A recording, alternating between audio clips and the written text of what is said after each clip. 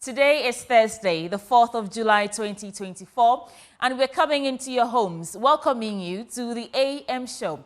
My name is Sweetie Abochi, and I do this with... Mi nombre es Benjamin Akakbo, es un gusto estar aquí con todos ustedes. I did French yesterday. How about I do some Spanish? Oh, Benjamin Akakbo. But yeah, we are your hosts for the most informative, educative, and analytical breakfast show on the block. And this morning, we'll start by serving you the news, the AM news. And after that, Bernard Mona from Arise Ghana and Dr. Ezekiel Obing Ajekum will be joining us to get into the various stories captured in the newspapers. Then Muftan Abil Abdullahi will bring you AM Sports, bringing you the latest chronicles in the world of sport. Then our big conversations begin, Ben. Well, this morning, yours truly, I'll be engaging the Member of Parliament for North Tongue, Samuel Okudzeto Ablakwa, on myriad issues that you don't want to miss. Everything from Parliament to his push for Brian Champon not to get, the Senate states, everything in between. We'll be telling you about that on that conversation. And you don't want to miss that all-encapsulating conversation with Benjamin Akakbo. Also, the Supreme Court is set to rule on lawsuits filed by researcher Amanda Odoi and Richard Delasky on July 17, 2024, against the passage of the controversial Human Rights and Proper Family Values Bill 2024, otherwise known as the Anti-LGBTQ Bill. What are the emerging issues and what will be the implications of the Supreme Court's ruling? We have that on our beat this morning and we'll bring you details and updates. You want to stay for that? You do want to stay for that, but we'll also be taking you to the UK. Why? The chips are falling.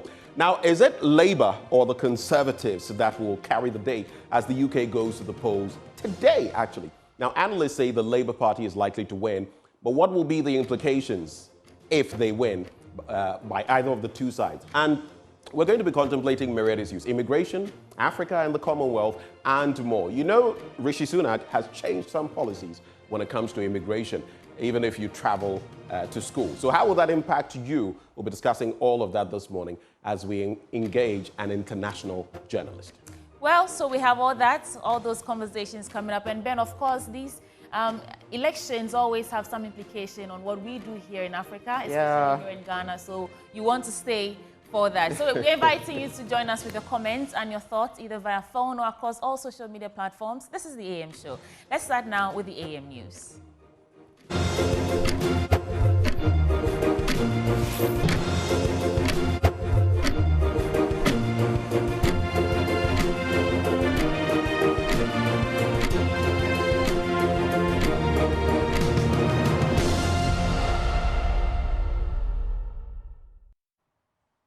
Welcome to the program. This is the AM News. Details now. Chief Justice Gertrude Tokono has justified her recommendation to President Akufo-Addo to consider 5 judges for the Supreme Court, citing the heavy workload at the courts. Among the recommended judges is Justice Ifiasewa Sariboche, who is currently presiding over the Attoforsen trial. Explaining the adjournment of the ruling on the injunction application in the anti-LGBTQ case to July 17, 2024, Justice Tokono emphasized the need for more Supreme Court judges. As to, there are several cases pending, right? That's why we need more Supreme Court judges. Discussion must be placed in context. It would have been very wonderful to see 3 chambers of the Supreme Court sitting at the same time. One in the old Supreme Court upstairs, and then perhaps one. You should build a new Supreme Court building for the nation. Right. Or the Minister of Finance should. The panel will be reconstituted. All rise.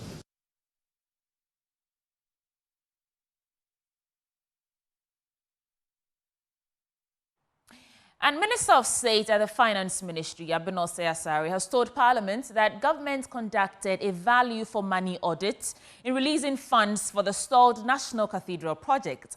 According to the minister, who was responding to questions, 339 million Ghana cedis has been released for the project, which is still at the foundation level and has stalled for months. Here's a report.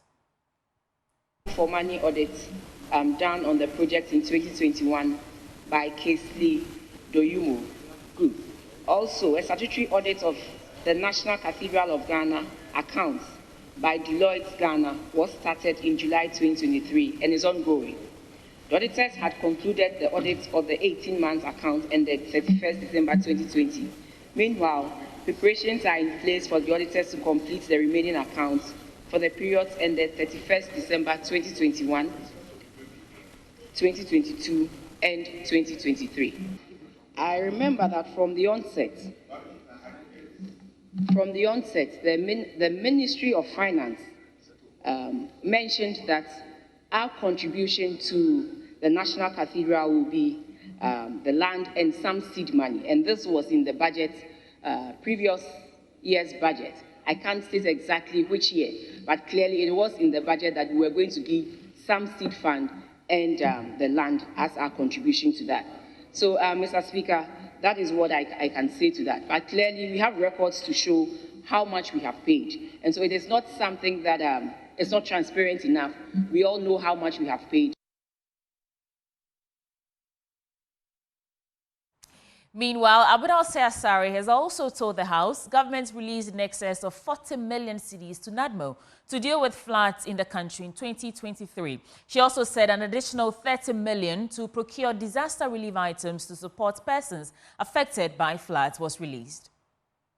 And the Ministry of Finance in 2023 released a total amount of 40.75 million Ghana cedis to NADMO to respond to disaster issues.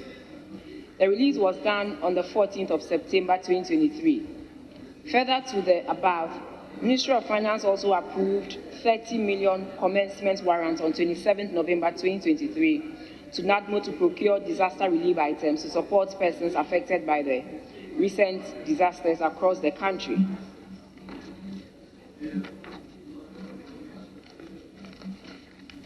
Mr. Speaker, the various amounts I know have been captured in the votes and order paper for today, but the total is 42.835 million 200 Ghana cedis. Mr. Speaker, it is our candid view that the respective ministries, departments, and agencies, that's the MMDAs, also propose policy measures that will support persons whose livelihoods have been affected by the recent floods. These measures will also address future preventive actions that will mitigate any future occurrence.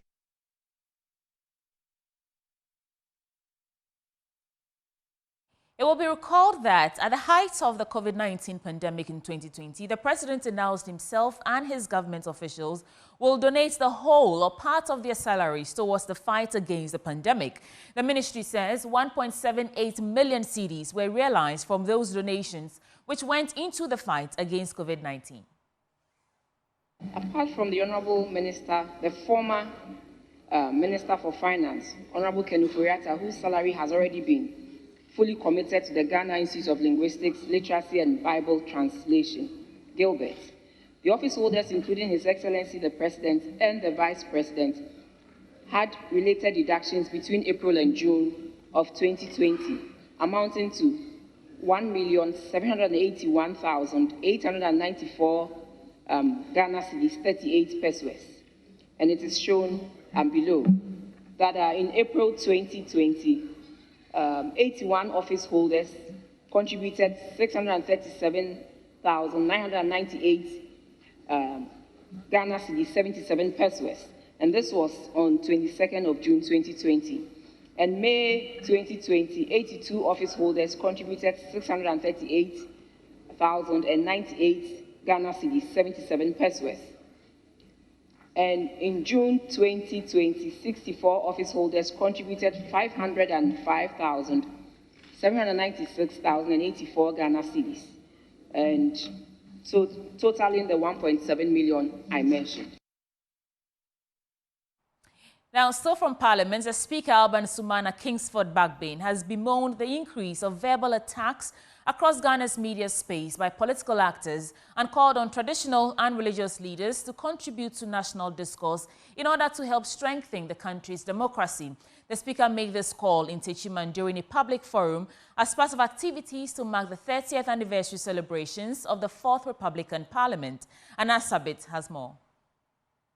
After 30 years of uninterrupted parliamentary democracy, Parliament, as part of a series of activities to commemorate this feat, held a public forum at the Palace of the Hensahene in the Techiman municipality of the Borno East region.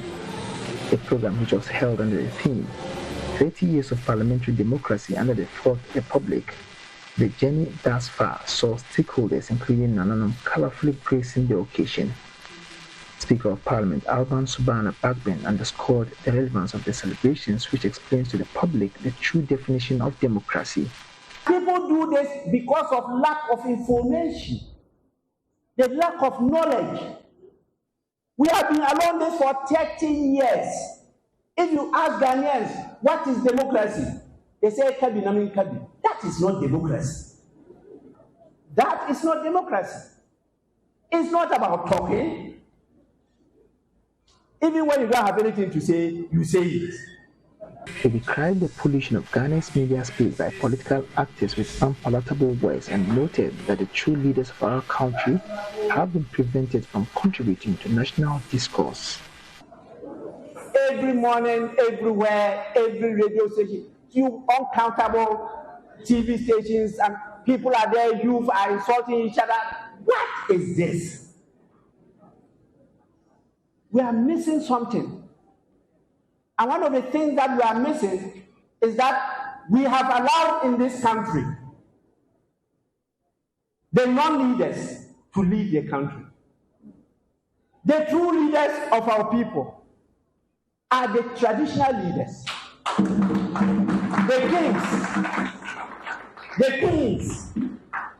The queen mothers are the religious leaders. These are the true leaders we have. Yet, because of education, school, you go and learn the white man's language and the white man's knowledge. Then they made you chief over chiefs. Vice President of the Bono East Regional House of Chiefs and Chairman of the occasion, Nana Osu Seche III, appealed to major political parties across the country to embrace peace and stay away from violence as we prepare towards the December polls. Among your afi, Yabaswe, Kasatia, Uni Yagina, Uni Partia Uma, Na Exesse, a Yokura. Uni Yagina, not just a boy or Tamfo, Timasra among your phone, Sabati Madia to me, a fee among your afi, Yabasram, a first of your secret, Mamma being to be your done. My auntie said, Obikasana on Tiasia. Reporting for Joy News, Anas Sabit, Tichiman. Let's do some election stories now. Board Chairman of the National Peace Council, Dr. Ernest Edujimfi, has called on stakeholders in Ghana's elections to foster trust among themselves as the country heads to the polls in December. Dr. Edujimfi added that these mistrusts have often led to tension and considerable violence in every election since the beginning of the Fourth Republic. The following report has more. Speaking at the inauguration of the Committee on the Code of Conduct on Vigilantism and Elections, Dr. Edujimfi said the issue of vigilantism that characterized the 2020 elections posing a severe threat to the country's democracy and hopes the newly inaugurated committee will ensure it does not recur in this year's elections. Since the Fourth Republic, all elections have seen mounting tension and considerable violence. There is mistrust among stakeholders in the election management system. This is not healthy for our democracy. Our objective as the foremost peace-building institution in Ghana is to have a political environment that is characterized by consensus building and a political system that has the capacity to address differences at any time such differences may arise. This is because protracted election-related disputes gives us cause to worry, as insurgents are always lurking around to use our vulnerabilities for their nefarious ends. NDC's Director of Conflict Resolution, Abraham Amaleba, who represented his party, said the committee instituted by the Peace Council is a good step towards the free and fair elections. Mr. Amaleba indicated the new code of conduct will serve as a self-regulatory mechanism to guide the party in ensuring the successful conduct of the December polls devoid of violence and the use of vigilantism. With this initiative, members of the political parties will be required to play in accordance with the code of conduct. We, as a political party, would then have to educate our members on the code of conduct. So from here, I would go back to the party headquarters and initiate a move to educate our members across board.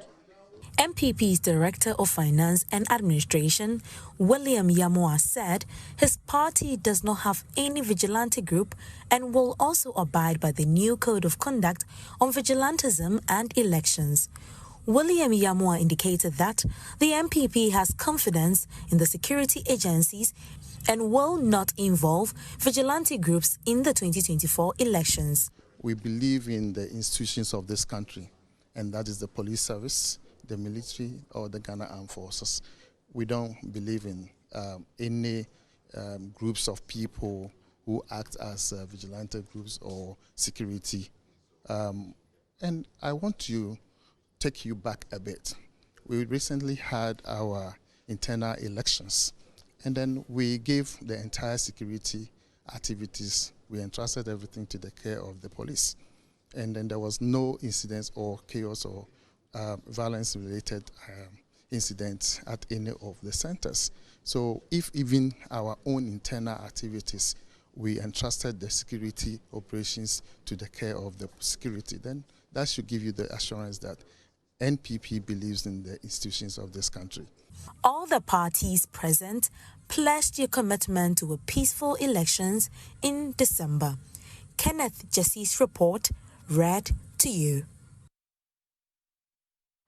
Away from that, the ambassador of the Kingdom of Netherlands, Jeroen Verheul, has announced a collaboration between Ghanaian and Dutch institutions to explore the history of slavery and the slave trade. This partnership aims to illuminate untold stories preserved in both written archives in the Netherlands and oral traditions in Ghana. The Netherlands ambassador emphasized the importance of remembering the atrocities of the slave trade to prevent their reoccurrence and highlighted the ongoing issue of human trafficking. There's more in this report.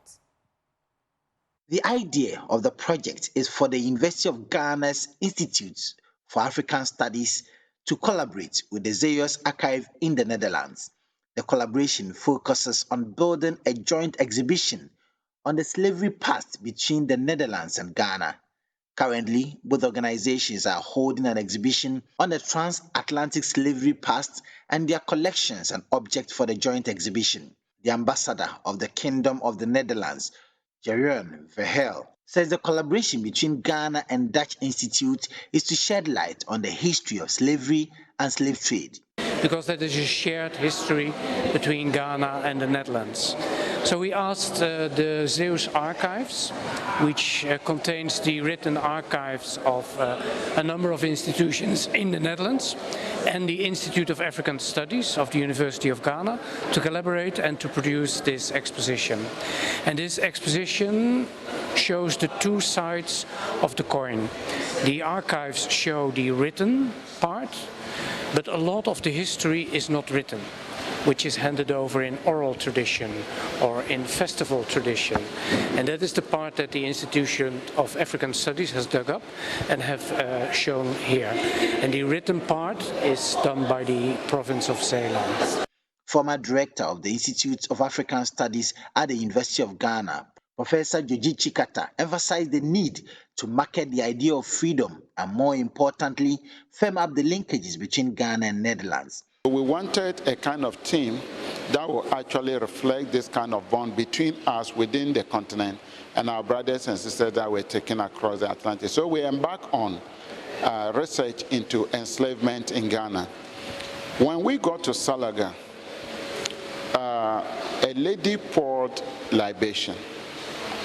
And this has been a tradition since the time of domestic, trans-Saharan and transatlantic slave trade. It has been a tradition of this particular family to connect individuals that have been taken away to their families using libation as a lens. Carl Ampa, who is responsible for the UNESCO Culture Program in Ghana, says the good part of culture be monetized and there should be supporting systems to help in that direction. There's the normative part of culture, which the dances and all of that. But it also is able to create wealth, create jobs. And that's also very important. UNESCO also pushes that agenda and ensures that countries would integrate culture into their development plans. That's the idea. So it's not just about maybe drumming and dancing and that's it. How can you monetize your creativity, your innovation? So in the area of music, the area of film, name them. That we're calling the creative and cultural industries. So government needs to pay a lot of attention and prepare the ground for them to be able to thrive. The two organizations are coming together with the Embassy of the Kingdom of Netherlands to showcase these exhibitions at Elmina Castle, Asha Fort, IAS, the University of Ghana and the Netherlands. Through the three-part exhibition, the Zeeland Archive tells the story of transatlantic slavery through the eyes of the people who were there themselves. The first part is about the preparation for the journey and departure. The second part is about the ship's journey, in which rebellion and resistance receive special attention. And the third part is about the arrival in the West Indies, the return journey, and homecoming. Abdallah Osman's report read to you. The surprises in this year's edition of the National Science and Maths Quiz keeps growing by day, as Presby Senior High School, Bompata, are the latest to join the batch of schools making their first appearance at the national stage. The school has for years yearned for a spot at the national tournament, but fell short after a series of defeats. But in a keen contest against Trinidad Kodia Senior High School and Edujemfi Senior High School, the Edikanfo escaped a near defeat to qualify. Emmanuel Bright-Kweku reports from Kumasi. Let us put our hands to the wheel together. Let us represent our school. To modern season youth, to modern season youth in us. And the surprises in the Ashanti region keeps increasing by day. We are having some new schools join us for the national stage. And just about now, Bompata Presby SHS are now qualified for the first time to the national stage of the National Science and Maths Quiz. And they are so excited. You can see from them. Let me find out from you. You are a contestant. How do you feel taking your school to the nationals for the first time? We feel very, very great because we have struggled under a lot of pressure. So today we are victorious. We are very grateful to the Lord. We thank the Lord. Okay, if you say you've struggled, what do you mean by it? Is it that you were burning the midnight candle? Yeah, we studied throughout the night and all those stuffs. So we have struggled a lot. If you look through our subsequent contest, we wasn't discouraged, but God is with us. That's why we have won that contest. We are coming for the big boys and the big girls. We are coming for them, so they should watch out for us. Okay. Yes. Now tell me how the struggles has been all these years. In fact, over the years, we come into the regionals, either we play second or third, then we go home, then back to the drawing board. You try several things over and over, and you don't succeed. But this year, we were so blessed by the grace of God, and then we have the right thing, the right variables in place, and everything has worked perfectly for us this time. So it is really a big breakthrough for us. Watch out for us, because this time we are coming with full vim, and we are sure we are going to be victorious at the end of the day. Are you not scared of Prempeh College or us? Oh, no. We are not scared at all. Like, somebody is saying they are small boys. Do you agree? Yes, we are small boys. Everything happen anytime. So, Mama Function with Stream say, Edikanfo, we started. This time we are coming. Now, my boy. We started. Edikanfo. We started. Edikanfo. We started. Edikanfo, for us, we are always the lions. We are not like the sheep to be keep quiet everywhere. Though we are the lions, but lions don't talk to sheep, so we are the lions, and we don't have to mingle ourselves with the sheep. So I know we won. So if you are saying the sheep, what are you talking about? You know, sheep, lions. We are the lions, and we don't make noise too much. Though they may be greenhorns, they are coming in with much fire. They tell me they are going back to the drawing board to prepare harder as they come into the national championship.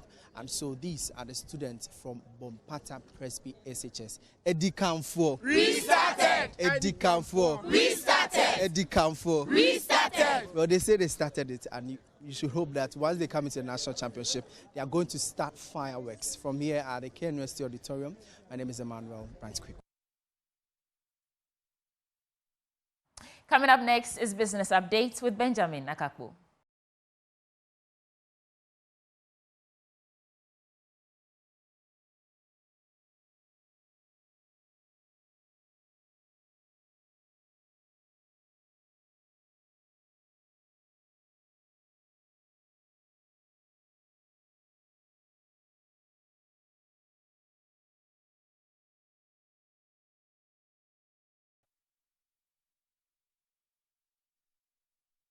Thank you for staying for business. Now, the Ministry of Communications and Digitalization has announced that Cabinet has approved the Digital Economic Policy. The Deputy Minister of Communications and Digitalization, Charles Echampong, disclosed this at the expanded launch of the PAIX data centers in Accra. These are very exciting times for the communication sector in Ghana.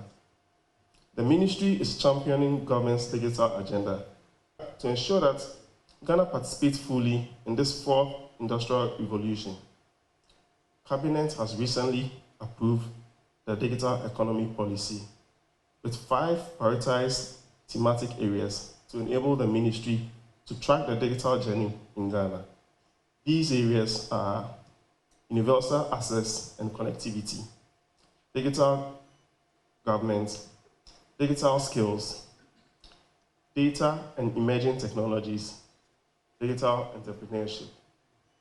Distinguished ladies and gentlemen, as Africa and the world embraces digital transformation to enhance their socio-economic development, the explosive growth and aggregation of data has been one of the relevant topics for discussion at international fora. Data is now the newly found gold and oil due to the high economic value of it. Data will drive decision making and where the resources should be prioritized to impact livelihood of people and economic growth for the country.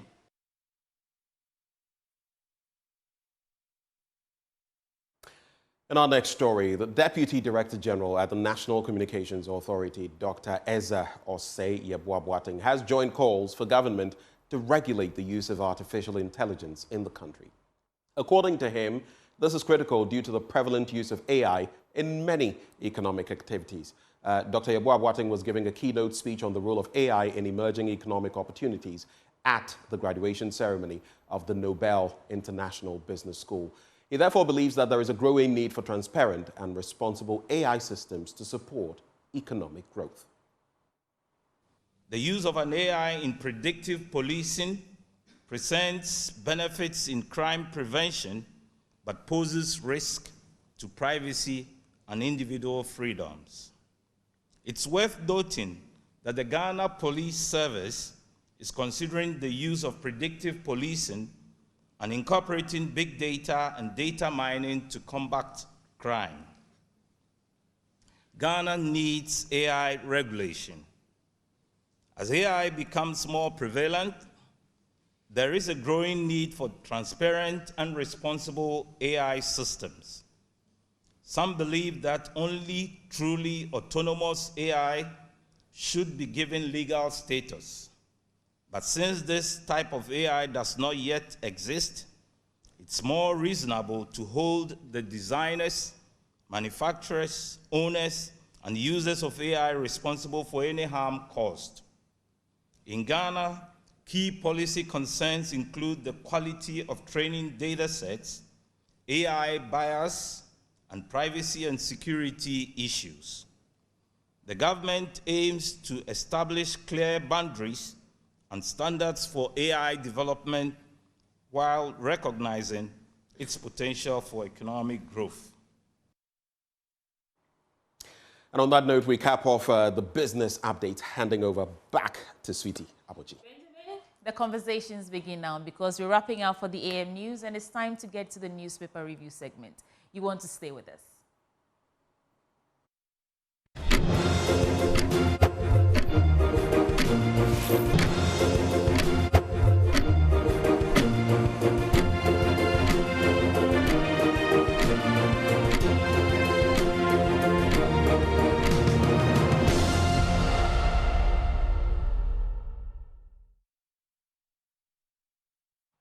So this is the news review segment on the AM show. Welcome aboard. And A reminder that this segment is always brought to you by Endpoints Homeopathic Clinic, and they're offering free prostate screening and free female fertility screening at their various locations. Here in Accra, you can find them on the Spinkters Road, opposite the Shell signboard. In Kumasi, Kronomabuenhia, behind the Angel Educational Complex. In Takrady, Anaji Estate. In Tema, Community 22. In Techiman, Hanswa. In Esiama, in Zima. You can call them on 0244 867 068 or 0274 234321. Endpoint Homeopathic Clinic, the end to chronic disease. Bringing us to the start of the newspaper review segment. I have two guests, but in the course of the program, the other person will join me. This morning in the studio with me is a member of the NPP communication team, Dr. Ezekiel Ejekum Obeng. Doc, it's a pleasure to have you in the studio. Good morning. Thank you. Good morning. I don't think we've met, or I've not even...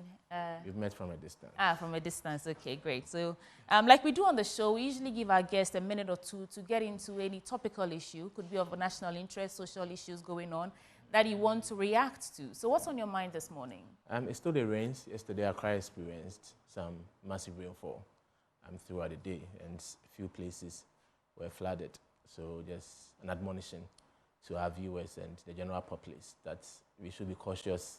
Let's take off our homes. Let's make sure that before we leave homes, things are in order. And let's have some protective gear with us. And if we are drivers, let's know the flood-prone areas and where to avoid, especially the construction areas. From the Ofanko to the Sawam stretch of the road that's being reconstructed, we could see some massive floods on the roads. So let's just be cautious and see what we can do on our part to avoid the excesses that come with the rains. While we wait to see what all that monies that were released for the flooding projects, where they went, huh? Exactly. The minister, even before the rains, had to tour the flood-prone areas, and he started the desilting process. So we are very much sure that we are not going to experience the massive floods as we used to. So be rest assured that whatever has been given to the ministry, it will be well accounted for, and it will be used in the interest of the people. All right, so we'll get into the newspapers briefly. This morning we have a couple of them, and maybe if we have time, we'll get into some online stories as well. I will start from the Daily Guide newspaper. Some banner stories first. But I think in a bit I'll be introducing my second guest, and we'll get into the papers once he's ready and seated. Should I say that you're late, or you're just... You're welcome, Ben. Bernard Mona from Arise Ghana is our second guest this morning. I'm really late. My car broke down. I had to jump into a taxi. All right. It's good to have you here. To maneuver, we had to sit on a motorbike to be here. Oh, okay. Well, thank you for making the time. So probably criminalizing motorbike operation in Ghana is not a good idea. Yeah. Okay. But I gave Dr. Ejekum a minute or two to get into any topical issue, and I'll give you your minutes before we get into the papers. Well, I've not seen the headlines, but... Oh, it could be anything. I'm extremely disturbed. But first, good morning to Doctor. I'm extremely disturbed about the levels of mediocrity that our nation is running into. See, Ghana controls nothing, absolutely nothing. We actually have independence in name, but in terms of ownership of our resources, we are not independent. So much so that our economy is said to be growing, and the path of growth is not anchored by the people or by the state. So you hear repeatedly that our economy has grown. What it means is that we have mobilized a lot of wealth. But the more we are told that the economy is grown, the more we borrow. The more there is youth unemployment or unemployment. The more cost of living is becoming expensive. The more you see that sometimes it becomes even difficult to pay salaries and emolument of our workers. every development that we carry is largely go and borrow and come and execute that development. And yet, your economy is said to be growing. That growth is not accompanied by development. You get it? So, to tell you strictly speaking, I don't understand the level of naivety that would tell me that I'm growing in wealth, and yet my debt is multiplying. So, in recent times, we are celebrating another feat. And when I listen to the president and the minister for finance celebrating that we have gone to for debt restructuring. 2037, Ghana will be paying our debts. At that time, President Akufo-Addo will not be president. Lucky him. In the unlikely event that the vice president wins the elections, he will not even be president in 2037. That debt would have now been matured for some people to come and pay.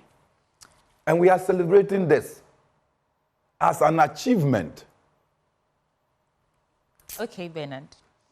I see what you're saying. My senior Bernard's submission. You have a response to that? It's a small bite, not a response. Yeah, I'll allow it. What's on your mind? We are still paying our debt. So we're not actually paying our debt. We're servicing it. We're not paying it. We are servicing, paying our debt. I mean, you know, we have about 4 types of debts. What we were not paying during the period of the restructuring was our bilateral debts. But our commercial debts, we were paying, Euro bonds, we were paying, multinational debts, debt from the IMF, World Bank, African Development Bank, Afri-Exim Bank, we were paying all those debts in the course of the restructuring. What Ghana has chopped, it's the negotiation to postpone the payment of the debt, some of the debt, and during the process. I think what the point is making is, should we be celebrating that? If indeed you went to negotiation table. Also on the back that we are still borrowing, don't forget that. You went to the negotiation table and your creditors found you worthy of to extend your exactly. Terms. And the conditions surrounding our payments. For example, Zambia went for a similar thing. And if you look at the conditions surrounding our payments, irrespective of how much our economy grows, it's not going to affect the interest payments we are going to make. The interest on our loans are reduced. So in the process of servicing those debts, my brother mentioned about 2037. It's going to start beyond 2026, but extended for 16 years. So it's not as though the loans Is it the case or the that debts, we're celebrating pitching against the worst case scenario?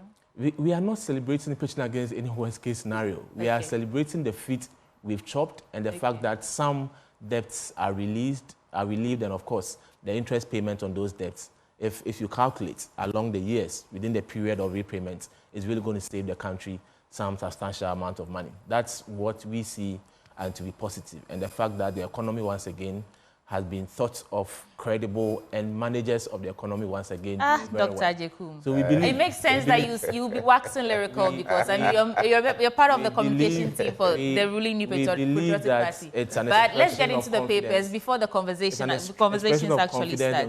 No problem. I want to get into the papers now. So I'll start.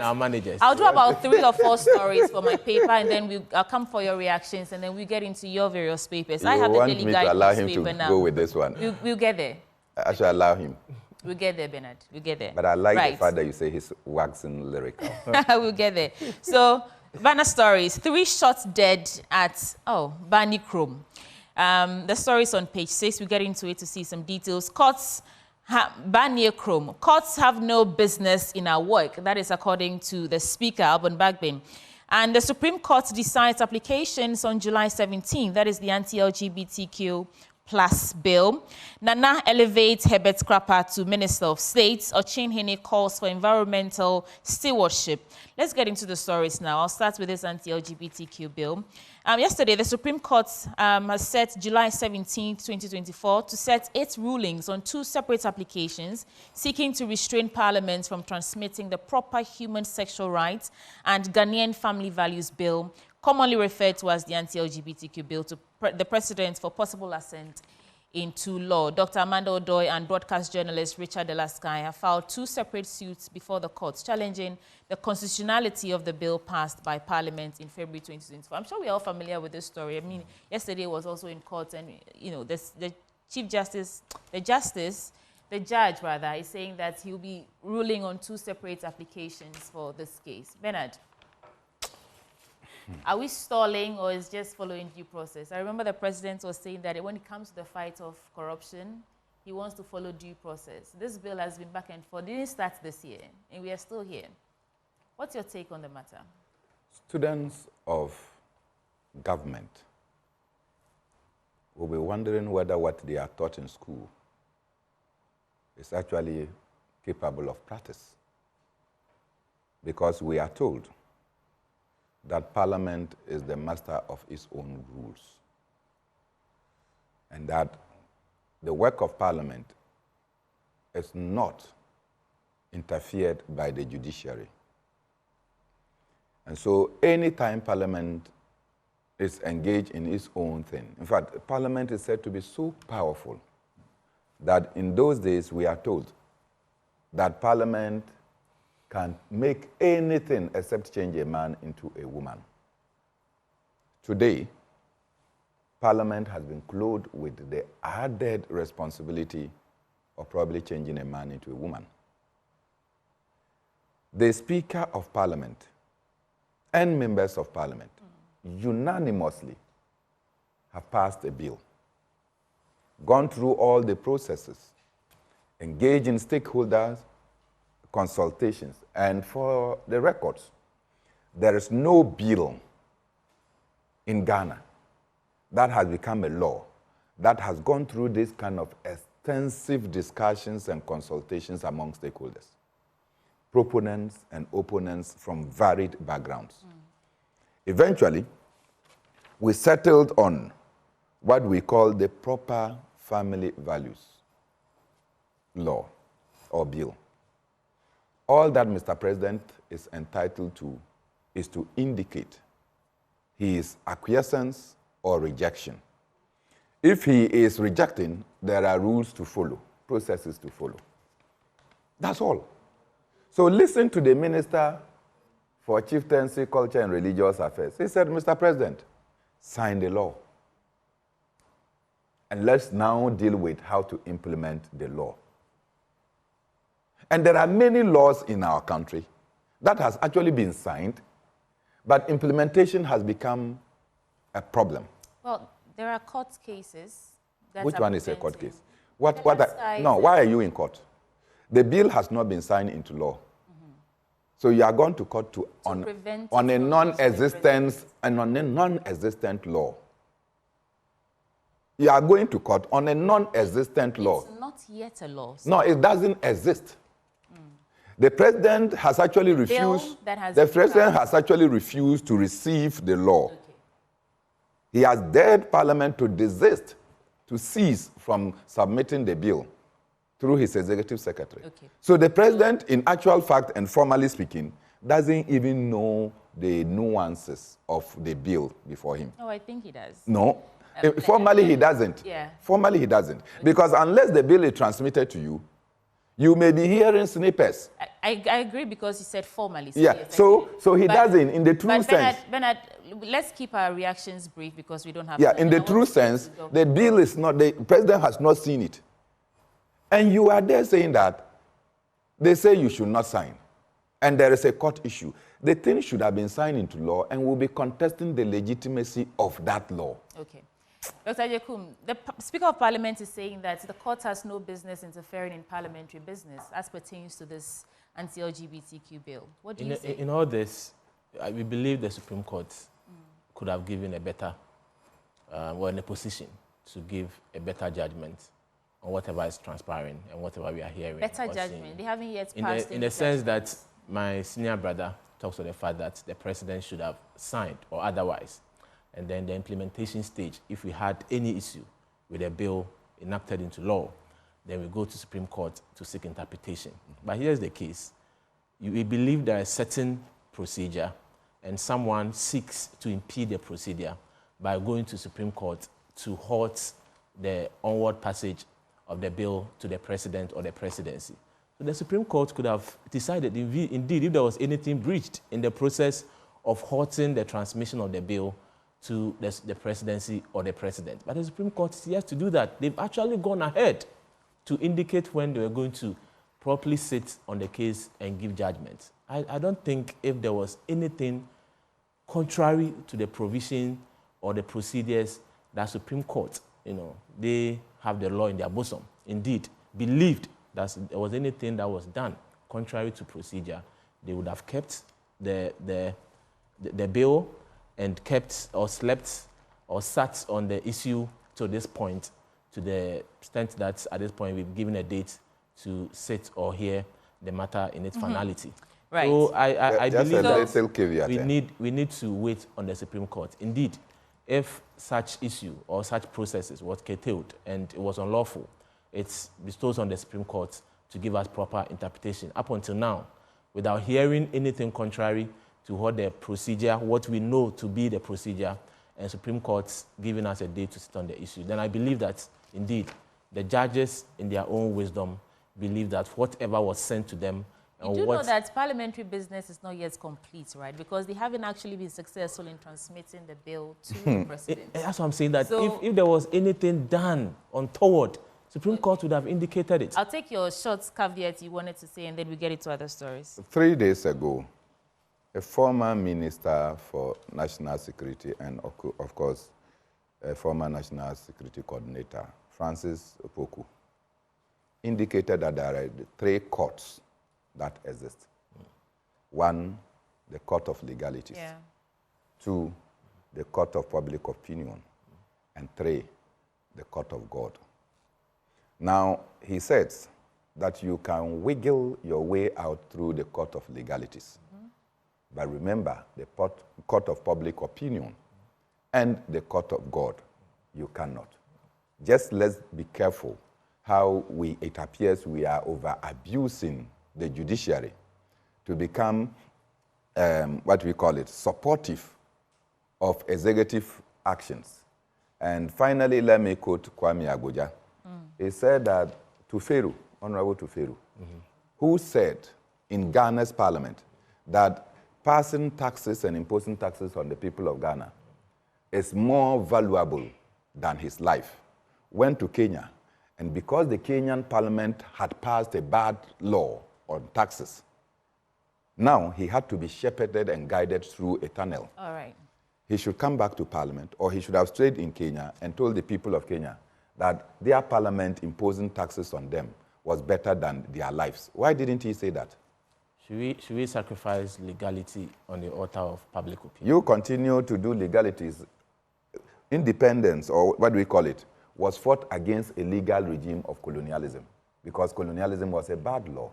All right, gentlemen, I have to put this out. So we will fight bad laws. Let's put a pin in that. I've just been told that Association School at the airport, a car has just knocked down somebody, and so the police and appropriate authorities should rush there, and the ambulance. But that's just by the police station. Yes. I mean, no one is attending to them, so we are just trying to give that information out so that in case they're listening, they watch us, so in case they're watching and listening to us, that's they just can the go and airport rescue. police station. Yeah. But nothing is happening. So I want to combine these 2 stories on page 12 and 13 of the Daily Guide newspaper, and then we get into it. Bawumia's running mate choice, the seasoned, solid, and serious Dr. Opoku Prempeh, Napo. And the other story I'll combine is Bawumia Napo tickets will break the 8. So Vice President and current presidential candidate of the New Patriotic Party, Mahmoud Bawumia, Doctor, couldn't have named a better choice for running mate than Honorable Dr. Matthew Opoku Prempeh. But biographically, politically, geographically, and complementarily, managerially, historically, Dr. Mahmoud Bawumia has chosen a vice president identical candidate who satisfies both electoral and governing dynamics. The second story says, former Wenchi constituency youth organizer of the New Patriotic Party, Richard Edu, has stated that Bawumia, Dr. Matthew Opoku Prempeh, popularly known as Napo ticket, is a sure way for the NPP to achieve the desired victory of the party in the December 7, 2024 elections. Gentlemen, I'll start with you, Bernard. How does this ticket make you feel in comparison to the NDC ticket of Professor Jinan Opoku-Agyeman and former President John Dramani Mahama? And also include what I like to call bad press that Napo's had over some time now. In fact, if you take only this year, the energy crisis that the country has been plunged into, and some of these utterances. And then maybe you can conclude on whether or not you think the National Executive Council would just accept this choice and run with it? They should just wait when the PNC finally, at the close of the month, elects me as the presidential candidate. Congratulations.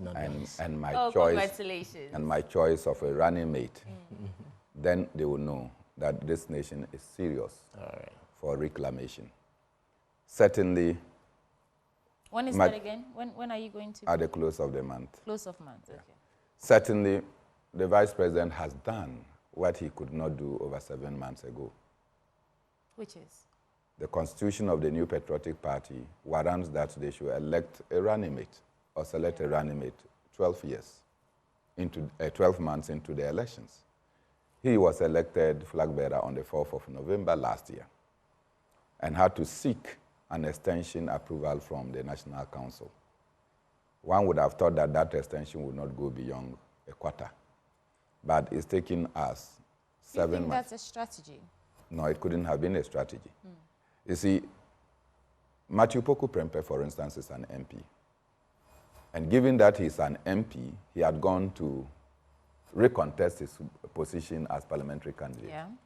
He's also a minister. He has gone around printing paraphernalia. Other people are printing paraphernalia for constituency specific. And those paraphernalias are gone everywhere. Posters, banners, T-shirts, and other things are there. Today, he is selected as the running mate. It means that all those things will not be constituency relevant any longer. There will be a need for a new constituency candidate to be selected. That constituency candidate will now have to go around, mobilize resources, and to make himself or herself popular and his paraphernalia probably get. So if you are not careful in that constituency, Matthew Poku's material will be much more, given the many years that he has served and the continuous supply of paraphernalia. So that becomes a problem for selecting a candidate at this crucial time to replace Matthew Poku Prempeh. The second aspect is this. Delayed as it is, he has named, Matthew Poku has been known as the forerunner or foremost person for the selection as running mate. I don't know the theatricals that they were engaging. You, as the presidential candidate, has the responsibility to nominate somebody before the National Council. Now, you go and do some charade at the presidency and say, yeah, you have gone to give the name to the president and to seek the president's blessing. What has that got to do with, quote, the legalities that we are? Take the name to the National Council. Your consultation with the president must be private because it is not an established process of your party. Then you take to the National Council. Even then, when you send to the National Council, it's kept quiet until the National Council come to announce that, look, on this day, you have submitted a name to them, and then they have taken a decision. I don't know what all this charade is about. Finally, Matthew Poku Prempeh is no new person in our political landscape. His pluses and minuses are well known and documented.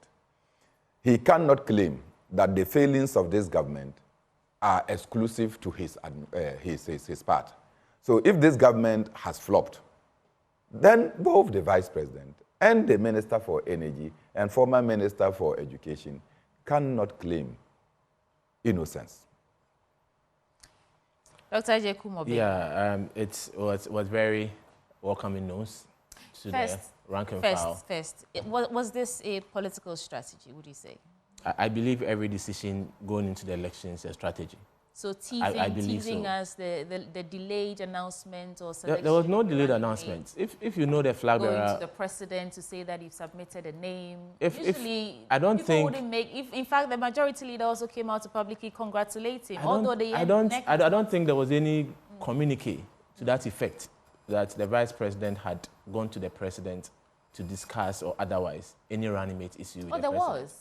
The national, you got an exclusive. I'm saying that there's nothing in the public domain that suggests from the flag bearer, from the party, from the presidency, that suggests that the flag bearer had to seek the president's blessing, so-called, before naming his running mate. That's not what we're saying. He said he presented of the name to the president. Whatever being the case, someone is named. Let's look at the competence of the person coming on board. This is the man. We know him in politics. We know him prior to 2016, what he did for the party, his position as MP. We know what he's done for his constituency and the love he has for his constituency and vice versa. We've seen how he's fought for the party, proud to come into power in 2016. We've seen his competence at the education ministry. Of course, he was at the helm of affairs when the government implemented the free SHS policy and was successfully implemented, the free TVET policy successfully implemented, managed the education ministry so well. And of course, before being taken to the energy ministry. And we've seen what he's done. The government has kept our lights on. Beyond 2020, he was still in the positioning of I don't keeping think the government our has lights kept on. I just want to interrogate or probe this because I don't want you to make such statements that are not true. We've had First, issues. you said that he ran the best education ministry. Something you said. He was at the education ministry when the government implemented the free SHS policy. Show me a policy framework, policy document for this free SHS. Hold on a second. Let's have a conversation. Let's have a conversation. The ranking member on the Education Committee sat here and told us that they haven't seen any policy framework document for this free SHS. And now this government is trying to move this policy that we do not have a document for into a law. Meanwhile, there is already a law that promotes what? Progressively free senior high school education, which is no different from what Article 25. There is. Hold on, I said we should have a conversation. I want to set the tone Article for 25 the conversation. captures education. Okay, It's a fundamental human right. Okay, so now my question to you is: you said the government kept the lights on. Just this year alone, I've come to work so many times angry because I didn't have lights and there was no information But I was ahead. here one occasion and the lights could not turn on. So you cannot say that this government has kept... We had challenges. And in fact, although it's Doom CSC or Doom SAW or whatever, we've had challenges. So you cannot say. Our audience are discerning. They know that's what you're saying is not factual. There is a pre-tertiary bill, pre-tertiary education bill, that has the free SHS, free TVET clearly. Oh, that's when the president was signed. Clearly established in the or somebody will go to court. Bill. And it's a fact that this government has implemented the free SHS. If we do not have the free SHS running, then you could say there's nothing like that. Whether you believe there's a bill or an act or an LI, whatever it is, the government has implemented the free SHS, which has benefited over 5 million homes in this country. And Dr. Matthew Poku Prempeh was at the helm of affairs at the Education Ministry when this policy, free SHS, free TVET, was fully implemented for 4 good years. He's gone back and reassigned to the Energy Ministry. You can't tell me that out of 7.5 years, if we've had electricity challenges for few weeks, it wipes all the years we've had opportunity to benefit from our energy sector, vis-a-vis no doom SAW or no difficulties we've enjoyed over the years. I don't know if that's the benchmark. But if I've been, there was never an energy deficit. You need to appreciate that we are all living in this country. We understand what happens. Running away from issues.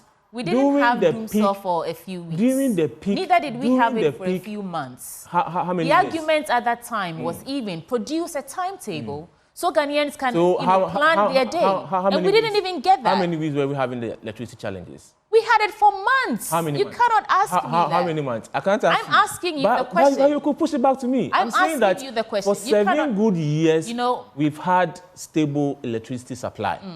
I don't know if... I can't explain it any much further. Are you aware that 7 good years of stable the challenge electricity that we had? Hold on. Supply. One last question to you, and then we can move on from this because I want you to be truthful. I'm being truthful. Are you aware that for months, I cannot put a figure to it, but for months, we caught wind that the government was broke, couldn't buy fuel to power our plants to generate electricity, and on the back of that, this government communicated that as just transformers that were broken down that needed repairs, something going on between Gridco and ECG, all that banter back and forth. You cannot sit here and tell me that we didn't have lights for just a few weeks. That's what I want you to correct. You mentioned months. And I'm Yes. asking how many months. And I'm were saying, they? I'm asking you the question. So If- you cannot if say, it- you if cannot we say had- that if we had, and then with- move on with all- and with all assume that we'll let humility, it pass. On the issue of the transformers, in my area where I live, I had my transformer blown to pieces. And ECG came, they couldn't even repair it. So indeed, the transformer issue was true. I experienced it I think we need to get to the personally. point in I this country experienced it where we personally. put politics I aside am and saying that- address issues I am as saying they that are. we've Otherwise, it's as if you're speaking to Ghanaians and we'll just swallow everything hook, line, and I'm sinker not asking you to without swallow. actually I'm probing saying and that understanding that you're speaking to intelligent people. We understand issues and we understand the difficulties people go through. And I'm saying that, are you telling me that out of the 7 years, even if we had the power challenges for 4 months, it takes away, we've had how many? 7 years, 6 months. Even you if know we that had, you're only as good as your best, even your if next we had, performance, even if right? we had, I'm asking a question. You We've don't had get to do that. we've had Anyway, let's get into 7 the paper. Since you're not you answering let the me questions finish. and you want to ask No, me you're the the one questions, we interrupting can me. go You in. let me talk. Because I'm you're saying making that statements in the that are end- not true, and you don't get to you've ask not me corrected questions. me. I've asked you how many months. We've had 7. All right, so I'll do one last story. Hold on a second. I'll do one last story and then we get we've into had power challenges for 4 months. their papers Are you now. saying the 4 months? It No raises clean every water for positive thing Dr. we've done Ajibonupoku. in Allow me to 7 close and- the show, please. 7.5 years. So, plans to recapitalize banks underway. That is according to Dr. Ernest Addison. The central bank has indicated that measures to recapitalize banks are being implemented to strengthen financial stability. That's the governor of Bank of Ghana, Dr. Ernest Addison.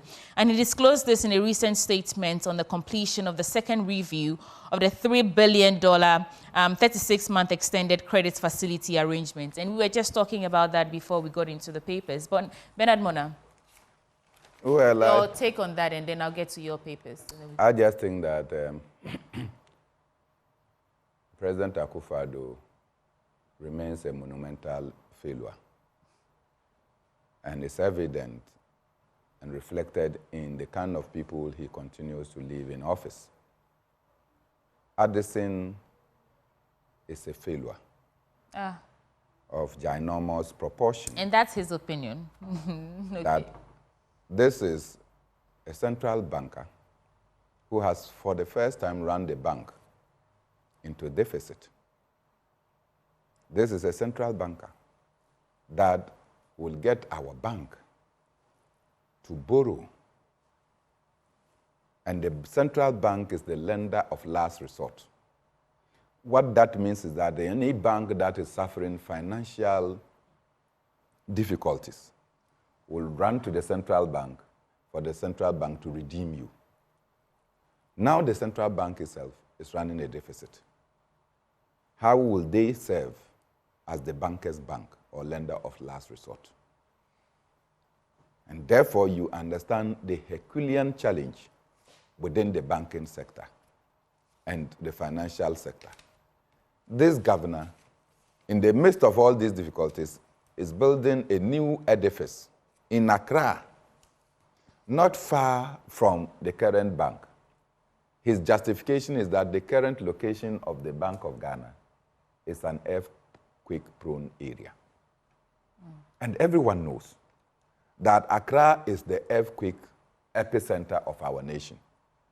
So if you were going to build a bank to avoid earthquake, then you will be taking the bank to Sankana, or you will take the bank to Kintampo, or elsewhere that is not the epicenter of earthquake.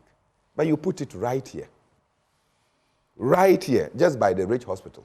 Right. I lived a little bit in cantonment, and I can tell you that little earth tremor shook the foundations of our homes. So to continue to build in Accra and justify that one location in Accra is earthquake-prone and another is not earthquake-prone, you say that we are sick. This governor should not be in office. He is a failure, and he, anytime he talks, rather breaks the confidence of the investor community. You'll see that as soon as Ken Ofori-Atta was taken temporarily or out of office, no matter what is done, so much is not said about the Ghanaian economy. Right. If you don't understand what speculation, the power of speculation is, when we speculate that somebody is incompetent to handle a certain portfolio, and you maintain that person, the speculation will not cease. It is the reason why, whilst we have changed Ken Ofori-Atta, you see that our currency is not doing well because the governor, who is a disaster, is still at post. Okay, we have to go. But the finance minister says speculation, and because you might use that word, is the reason that the city is experiencing such a free fall. We have always speculated from independence. Some strong policy frameworks, and we're doing so well, so we should stop the speculation. That's what he has been. He's a professor of speculation. Yeah. So Dr. Jekuma, the Akufo-Addo-led administration has not failed. Okay. It has performed. We can take sector by sector: education, health, roads. We can take sector by sector. The government has not. The figures are there. I want to leave our discerning audience and Ghanaians to be the judge of the things that you're saying this morning. So you go on. You refer everything I say to the viewers, and I like that. The government has not failed in any shape or form. Every sector, we can dissect the issues in every sector. There are challenges, which of course we believe there are, and we own up to those challenges, but the government has performed very well. And the issue about our current depreciation we are experiencing the past few weeks, we all know what America has done to its currency. All major trading currencies across the euro, the yen, the pound, they've all fallen short of the dollar. Quick interjections, please. So let's talk about, because you said your government has not failed anywhere. The president said that by the end of his term, Accra will be the cleanest city in Africa. How are we faring on that front? You mentioned roads. And I saw the president put out some communication about 2 months ago that under his administration, there's been more reconstruction and of road work. Did you ask how they are faring? But did you see that the government and his people have to... cleaning up ahead of Homo. I've seen that. That is to tell you how badly we have performed. And we have to go, so I'm rushing you. So talk to me about sanitation on the back of the president's promise that at the end of his tenure, Accra will be the cleanest city in Africa. And talk to me about roads, because have you seen that Pokwase stretch from Accra, Chimota towards Pokwase, thereabouts? How long has that? We had people calling in to tell us about how they're getting sick because their roads are dusty, spare parts, transportation has gone up. They go on GPLT, going on strike because they say transportation and cost of spare parts has gone up because the roads are bad and they have to constantly spend money on wear and tear and repair. So talk to me about first sanitation and then talk to me about roads on how you are saying that the government has not failed, and then we can go. Okay. So the government obviously has done well. There have been a lot of initiatives, Operation Clean Your Frontage and all that the government introduced through the Greater Accra Regional Minister.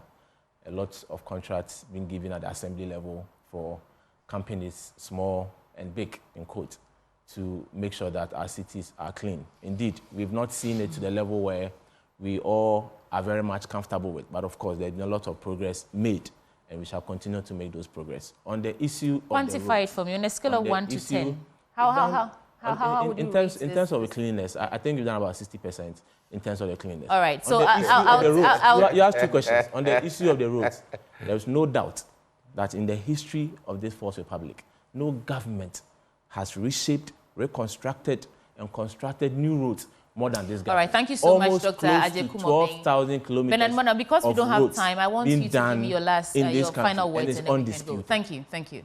Your final words. Well, I think that there is a popular saying that the irony of politics is that those whose lives are made worst of by leaders are actually the vociferous defenders of the leaders who have made them so poor.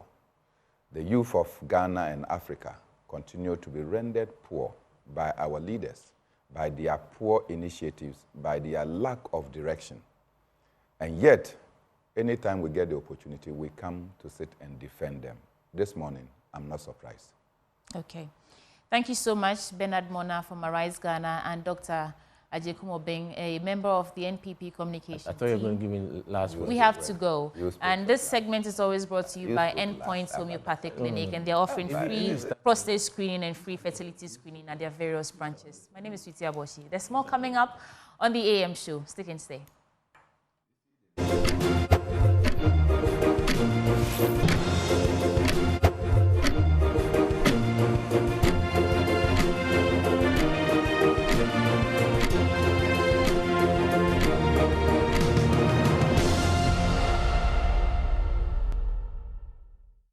Good morning. It's time for sports on the AM show. My name is Harun Mubarak. Now, Ghanaian swimmer Joselle Mensah is determined to do her very best after earning qualification for the upcoming 2024 Olympic Games in Paris via the wild card entry.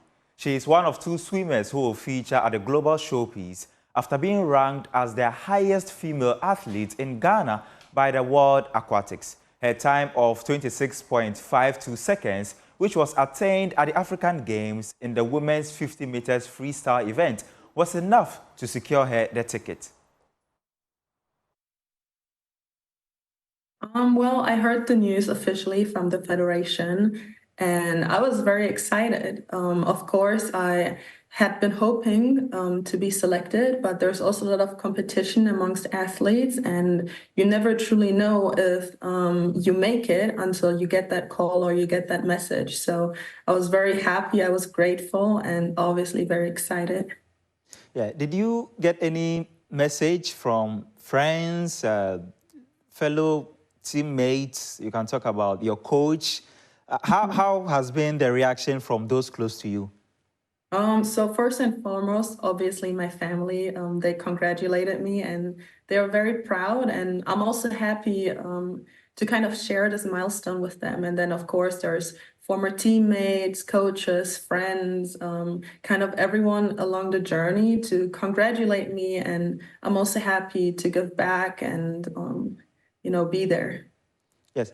Do you feel like your hard work is gradually paying off? Your hard work over the years is gradually paying off after this big news?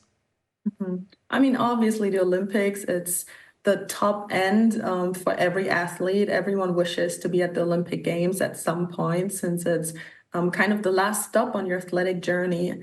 But obviously my hard work, it has also paid off throughout my whole career. It's not just this one year or this one competition that I'm proud of myself, but many different steps. And obviously there's also ups and there's downs. And right now I'm very grateful to experience this. Yes. The Olympics starts in a couple of weeks. And obviously to be your first time participating in this global showpiece, how has your training been? Has there been any changes? I want you to walk me through your training regimen ahead of the games. So I graduated college in May. So I swam in the US for college swimming. So since then, my training has been a little interrupted in the sense of kind of getting back here at home in my club and getting to know my coach again. So to a certain extent, I am self-coaching myself and I am self-training. So it's not comparable to past being in a steady routine the way that I was, but I'm still working a lot right now, trying to do the most out of it and get in shape. Still with swimming, Managing Director of the Trust Sports Emporium, Shirley Akwa Harrison, she has made a point that they are looking forward to improving swimming in the country. This is with their plan. They are trying to improve the Bukom International Pool to ensure that there will be clubs who will train at the venue to help improve the sport in the country. We are open for all international, because all the facilities there are international standard facilities. Yes, and they're all functional. Yeah, okay, we are doing a renovation on the pool. Okay. I'm hoping that in like maximum 2 months' time, it should be finished and we can start. But apart from the pool, all the other facilities. Come again with the readiness of the pool. When would it be ready for competition? About 2 months. In 2 months. Maximum 3 months' time. Okay. All right. Now, what is the plan with the pool? I mean, is it? We know that the national team trains there. We have like loads of competitions, formal competitions.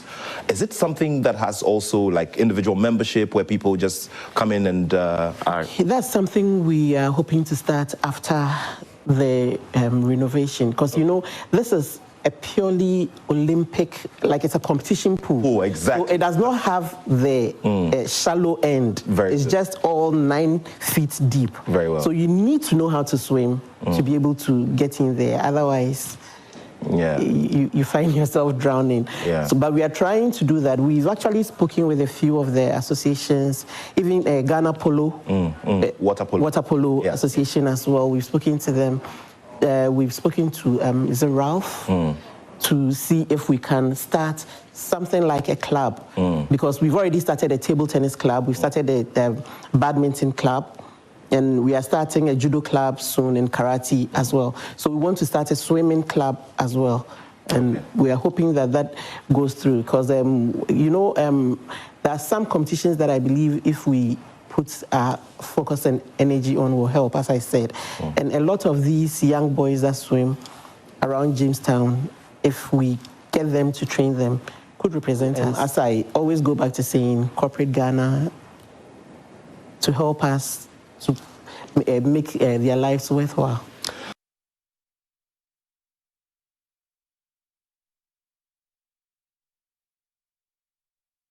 Let's do football now. A newly appointed head coach of Vision FC, Nana Ajiman, has vowed to take the club to the next level as they prepare for next season. Vision emerged as champions of the Division 1 League Zone 3, securing promotion to the Premier League for the first time in their history. Ajiman signed a 2-year contract and hopes to make a mark at his new club. I didn't come here to become a boss, because already they have achieved the unachievable. But I've come here to add my knowledge to theirs so that we'll be able to push this vision further.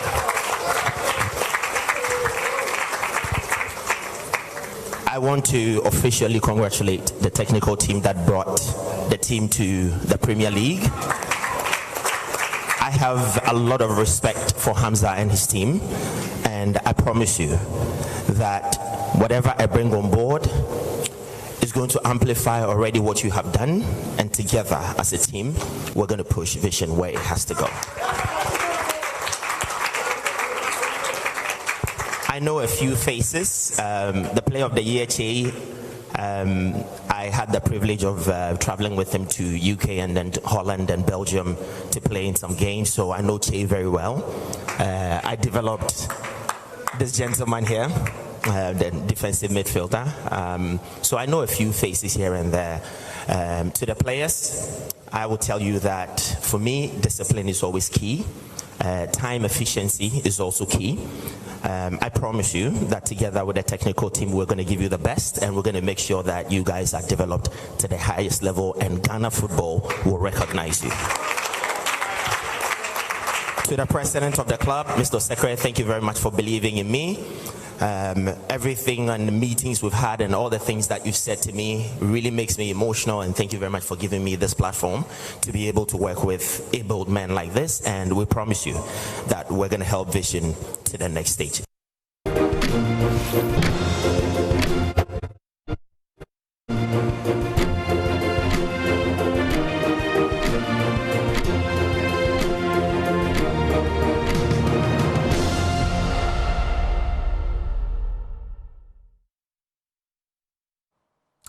Welcome back on the AM show. Time now for us to get into our big stories, and we're hosting the legislator from North Tong. You know him, so do I. Samuel Okudzeto Ablakwa is in the studio this morning, and we're going to be dissecting myriad issues of national scope. Mr. Okudzeto Ablakwa, a very good morning to you. Good morning, Mr. Kakpo. How are you doing? I'm well. I can see you're pretty well yourself.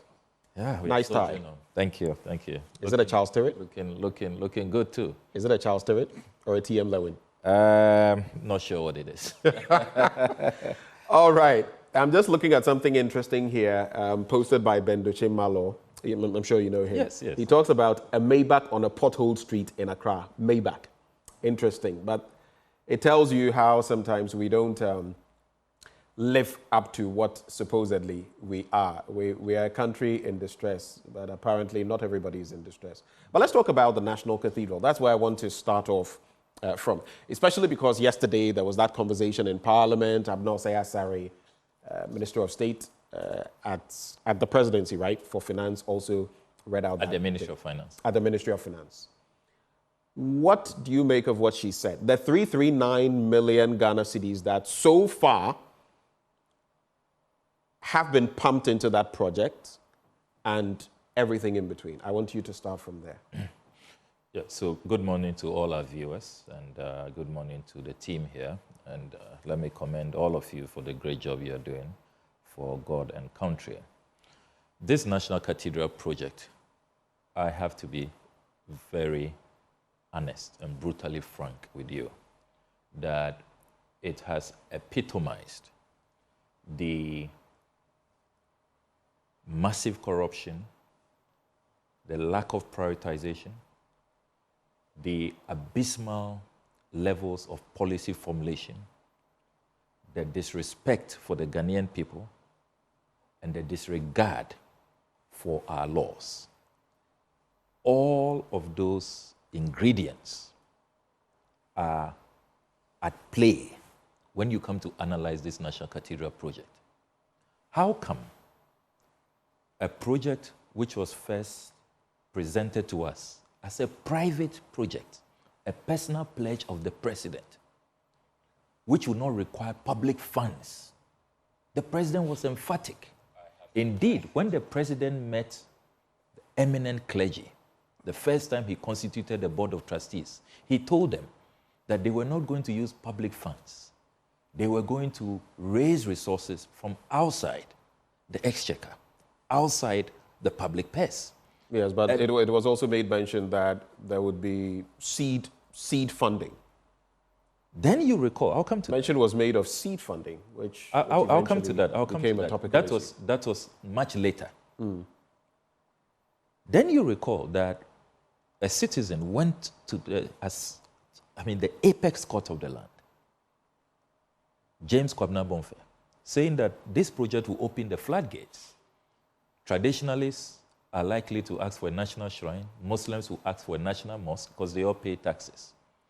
The Attorney General at the time, in his presentation in the courts, and we have all the court documents now, we have the judgments, they misled the judges, saying that, look, this cannot be seen as a national project per se, because the president has clarified it's a personal pledge. The only contribution the state is making is to provide land, and so this will not open the floodgates. Now, how did we move from no state resources then to seed capital?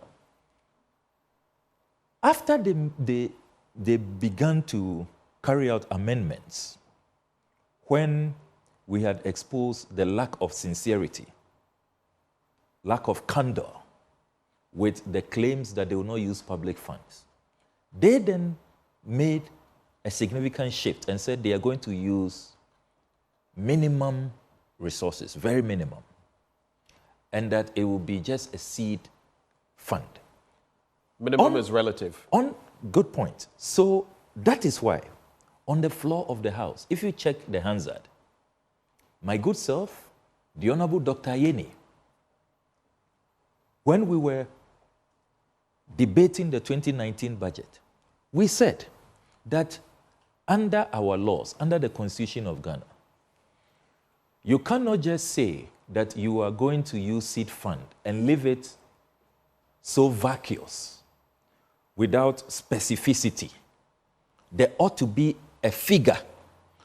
That seed fund you are talking about, your brilliant intervention that is relative, we made that point and we said, as lawmakers, we are required to know what the amount is, because every single project in the budget, that is the law. You must provide the specific amount. So we asked, up to now, are you aware that the government has not told us that seed fund, what it will amount to? Meanwhile, remember that this project started, the first announcement, it started at $100 million. Recent documentations they've brought to us in Parliament, the project is now hovering around $450 million. True, which is what we've heard as well. Yes. So what is the seed fund for this? Meanwhile... But as members of Parliament, you didn't probe the matter enough to get down to it. That is where your duty as parliamentarians comes in. I can't go and push for that. As a media person, I can push maybe RTI and all that. We know how some of that has gone. We're still fighting some of these cases, Ghana Airport Company and others. That's where you, as members of Parliament, come in to hold leaders to account. Absolutely. So do you admit it's a failure on your side then? No, it's Look, the government has been stonewalling from day one. You see, this is a project in honor of the Almighty. It's God's project. Should we even go through this hassle, this tussle, to get the government to be transparent? The Lord's project. If you can't be transparent, you can't be sincere, candid with the Lord's project. When we know in the Bible, people were stopped. You know, people like David, after God's own heart, were stopped because God said their hands are not clean. So it's not for you. Hold on.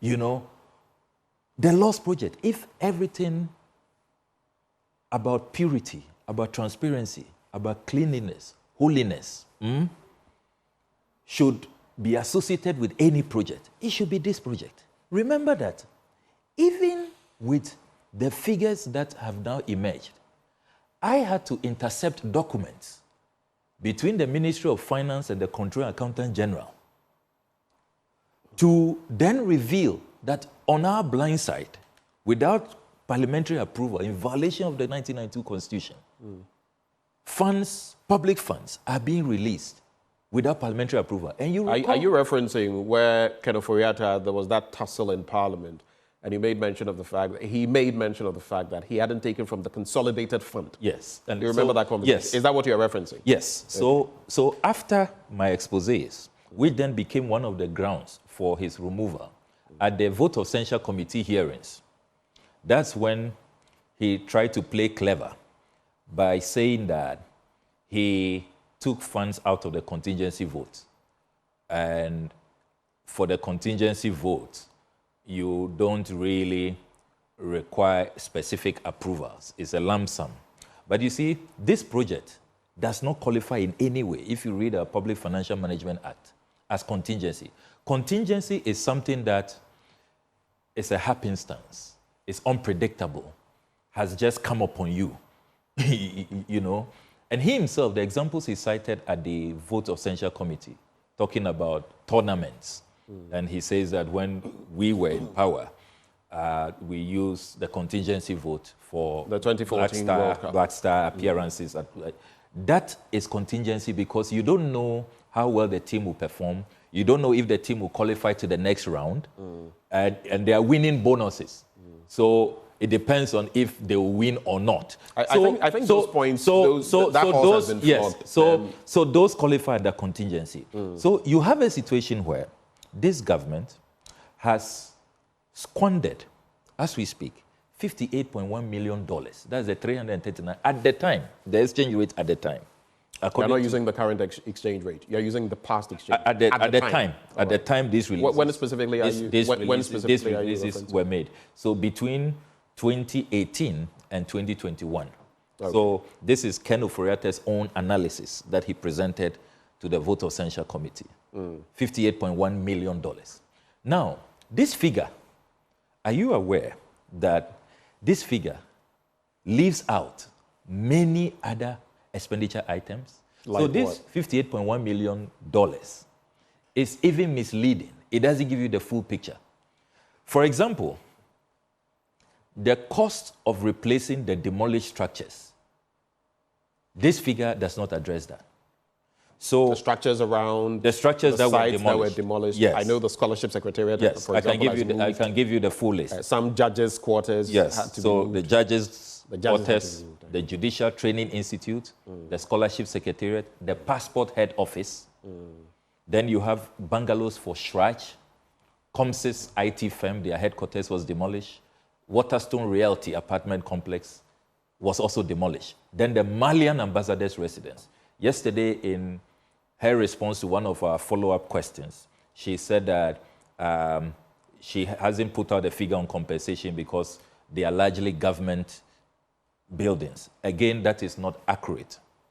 As we speak, we have spent millions of Ghana cedis relocating these judges temporarily, and we are now building new structures for the judges. I have seen a document from the Chief Justice's office, the former Chief Justice, Justice Eni Yeboah, where he requires $50 million to replace the Judicial Training Institute. That is not part of this figure. Then, as ranking member on the Foreign Affairs Committee, I also know that the Ministry of Foreign Affairs had to allocate 10 million Ghana cedis to replace the passport head office. That is not part of this 339 million Ghana cedis we are talking about. Then don't forget that under our diplomatic obligations, once the Malian ambassador's residence was demolished, we ought to replace it to prevent a diplomatic tiff or a diplomatic row. We have now found some land at airport residential area, and the Malians are waiting for their full compensation.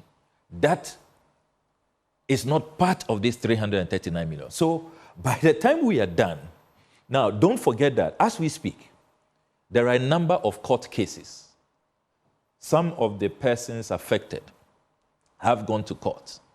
The recent one is the Waterstone Realty Apartment Complex court case, where they are seeking some $6 million in compensation because apparently the allocated land to them, anytime they have attempted to take possession, there are national security operatives there, if you read the court documents, preventing them from taking possession. And so after a year and a half, they were compelled to go to court to seek compensation. So by the time we put all of this compensation together, replacing the Judicial Training Institute, $50 million, judges whose bungalows must be replaced, the private firms, the Malian ambassador's residence, this $58 million will pale into insignificance. So the $58 million, we must understand that it cannot represent the full picture, the real impact. Then you need to also come into discussing this $58 million. Have we had value for money? In my series of exposés, I have pointed out how monies have ended up at the wrong places. Monies intended for this project, this 339 million, we probably would have found some succor, a little bit of respite, if these sums really went into the project. As we speak, a gentleman called Carrie Summers is in the United States of America with our $6 million out of this $58.1 million. So what did this person do? They say that it was commitment to him to go raise funds for us. As we speak, he has raised no funds. Best practice. Let me ask you this to move the conversation forward. Yeah, some of these things you said in the past. So best practice is that he should have raised the funds and then he's given commission. Right. You know, then we haven't even talked about David Ajayi's. I mean, and I knew you would go there. Extremely inflationary prices. And I've heard you say things like he should return sums of money, which I don't see happening. I don't know which laws you're going to be quoting on that. But I just want to find out from you. 339 million Ghana cedis, what you say is the equivalent of $58.1 million, pumped into this venture. Yeah.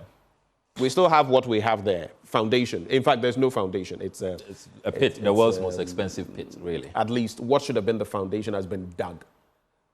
How do we get value for this money? And how are you, as members of parliament? I can't say if you come to power because, I mean, who knows what will happen? You may or may not come to power, your party. How do we retrieve these sums of money? How do we make it make sense to the ordinary taxpayer? I think that's where the conversation should be going. Brilliant question. What are you doing? Brilliant question. I agree with you. And that is why my colleagues and I, more than a year ago, filed a motion in Parliament calling for a full-scale parliamentary inquiry. Because, you see, there are moving pieces. There are different puzzles. There are many, many angles to this. Many, many angles. Our colleagues on the majority side think that one parliamentary question, as they did yesterday on the cost, should settle the matter.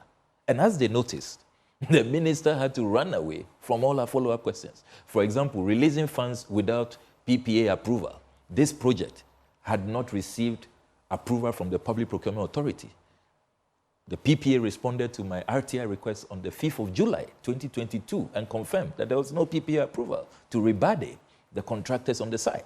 So we need a full-scale parliamentary inquiry. That motion was admitted by the Speaker. We all debated There was no approval from the PPA? Yes, there was no approval. Public procurement? Yes. I see. Yes.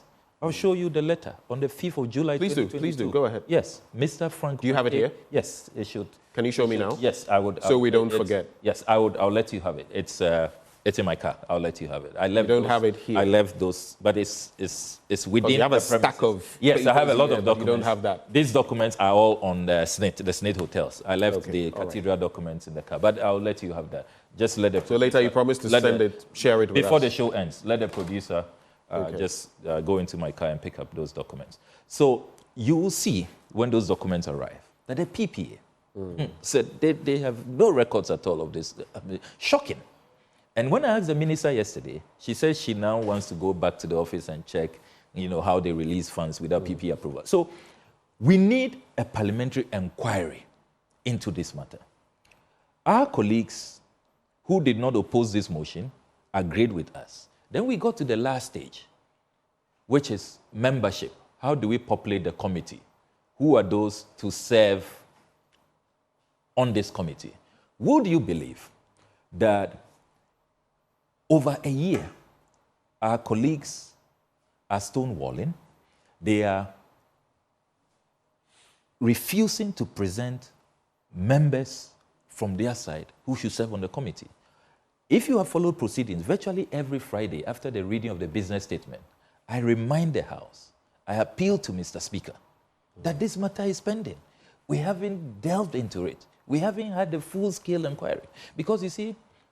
So are you basically saying that without the collaboration or cooperation of the other side, your side in Parliament can do nothing? Is that what you're saying? So, good question. Just make it clear for me. So, my last two reminders in the House, I have appealed to the Speaker that clearly seeing that our colleagues on the other side don't want to cooperate, let us have a one-sided, let's declare their conduct a boycott and have a one-sided probe. It is allowed. What was the reaction of the Speaker? The Speaker said he will have further consultation with leadership. He's clearly running out of patience. He's clearly running out of patience. Because, you see, boycotts are part of the democratic tools. So if we declare what they are doing a boycott, we can go ahead. For example, when they said that in 2012, after the elections, so we entered 2013, they said they are the Supreme Court, so they will not recognize President Mahama and legitimize his actions. They didn't participate in the vetting at the Appointments Committee hearings. What we did was to proceed, and those ministers were sworn in. There was nothing illegal about it. It was a one-sided vetting of the ministers. So we can have a one-sided, and it will still be. So that's what you're pushing for now? Only a few days ago, we boycotted the continuous appointments because we are saying that we are tired of all this bloated, government. They went ahead and vetted the deputy trade minister nominee. So that's what we are pushing for now. Because when we have this inquiry, then we will know all of those people keeping our funds, because we know this. So fine, you then know the moving, the moving parts. Right. This 8th Parliament is drawing to a close. Yeah. Are you sure you can achieve that? Just the final bit on that. Are you sure you can achieve that before we have to look? Wind down on the 8th Parliament? It will be such a major dereliction, such a terrible letdown of the Ghanaian people if we don't achieve that. We have to. We have to, and I'm determined. I have not left this. So your end game is what? In respect to the 339 million. What you've mentioned, Ribaldi. There's what's the gentleman's name? There's David Ajayi. David Ajayi. There ought to be retrievals. What is going to be done specifically? Just give me 30 seconds. So retrievals, sanctions. Retrieval of what? Money? Of our funds, our public funds that are in their hands. Then there ought to be sanctions. Some people will have to be prosecuted for causing financial loss. All this withdrawing public funds without approval, the Constitution is very clear. The procurement breaches. Our laws are very, very clear about that. Right. So we need to have all of these consequential actions. Then as a country, we must also decide what happens to the site. An inquiry could make some recommendations, could even solicit views from the public. We can have a national discussion about what should happen to that site moving forward. I've heard a TUC, for example, suggest that probably the place could be converted into some, modern specialist hospital. These are matters that we can all discuss moving forward. But you see, there ought to be full accountability. We must know those who have brought us to this point, who have created this grand financial loss. And then lessons must be learned, and people must know, public officials must be made an example so that all of us will learn that you cannot just come into power, engage in all of these, legal infractions, take us for granted, and expect to get away with it. All right. So that document you were looking for, we'll get that to you shortly, because I want us to wrap on this National Cathedral, everything related to the National Cathedral, and then we can take it from there. All right. So we'll get back to that issue. We'll move from there in a bit. I think when we get that document, we can, was that to do with the carriers guy? You were no, that is the PPA. That's the PPA. No PPA approval. No PPA approval. All right. So we'll get back to that. 5th July 2022. All right. I see a message here. Mutala Mohammed, Mr. Host, don't let Honorable Ablakwa deceive you that he left his evidence in the car as he is perceived. This is perceived to be a serious case. Actually, Mutala, the documents is being secured from his car as I speak. We'll share that document before he leaves. So whatever the case may be, keep your heart where it ought to be. But let's get to the SNIT issue. I've seen a number of the TUC with their numbers. They have poo-pooed the move. I've heard pensioners talk about it. Recently, I think it was the Director General, Osafo Mafu, who came and said, I think that they've stalled negotiations and they are conducting further investigations into the matter. Some have called you anti-Ghanaian for this drive, that you don't want another Ghanaian to, in fact, you've been dragged to court. The Blaze have taken you to court. Are you quaking in your boots? And you've also countersued a few people. What exactly is happening? What's the latest on that? Let me be clear. What we are pursuing, and when I say we, I have been really touched by the tremendous support from the Ghanaian people. You saw the thousands who poured out on the streets, who acceded to my humble request that we need to rise up and stop the state capture. We've never seen anything like this. The marauding state capture unfolding before our very eyes. No regards to due process, no regards to the protection of public property, cannot continue. And all our partners, the TUC, the Federation of Labour, you've seen Coalition of Youth Groups, the Gadangbe Council, the La Traditional Council, the Lakba Wulomo, and all of those. I am eternally grateful to all of them, the NDC, the other opposition parties, the minority caucus, our leadership, who have offered tremendous support.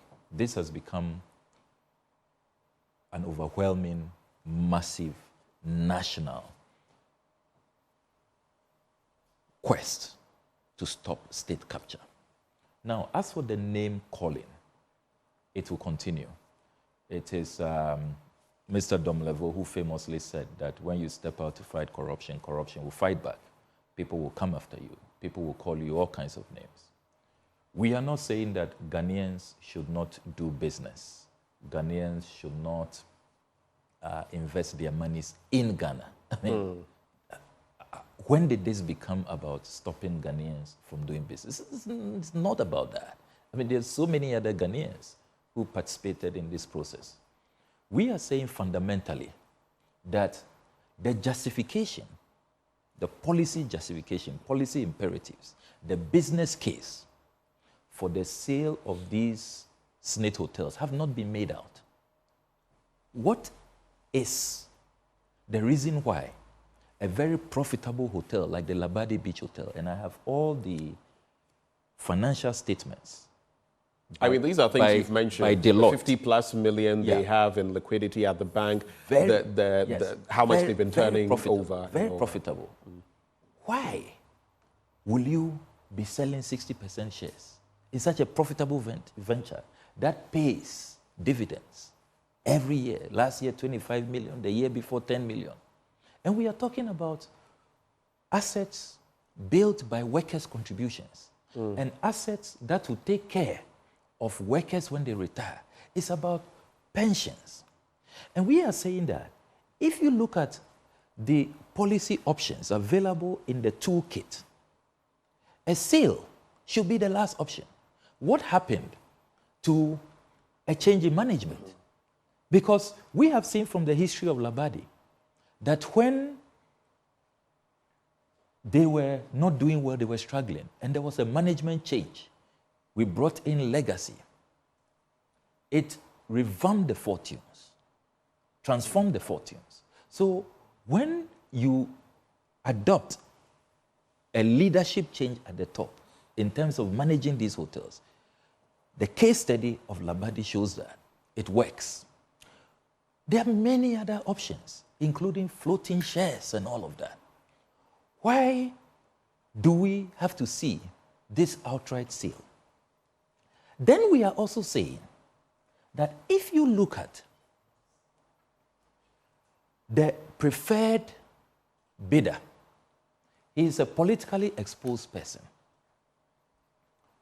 I am not aware of any country, any rule of law destination, where a cabinet minister is allowed to purchase a state asset.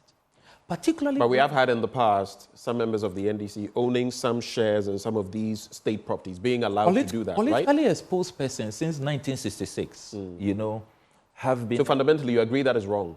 It's wrong. Which is why you are pushing for that bill to prevent politically exposed people from owning it. If you clearly assess my political trajectory, my first major case at the Supreme Court had to do with this matter. Jacob Echebilamte buying his bungalow, he stayed in, you know. So I have consistently, this was 16 years ago, I've consistently said that politically exposed persons should stay away from state assets. Yeah, but do you think you as members of parliament and even the political class, you are committed to it? I mean, it's open there for you to go. Even parks and gardens properties are going. Roman Ridge properties, airport, cantonments. You, the political class, you are practically robbing the country blind. Will it be... I mean, it's practically gone, everything. I partially agree with you that there's some robbery. Where I disagree with you is the generalization. There are some of us. There are some of us. I'm not alone in this. There are a growing number of politically exposed persons, members of parliament, who have approached me that, look, we want to join you, this private members bill. We will join you to have it passed. And I want to salute the lawyers led by Professor Kweku Azan, who've done tremendous work.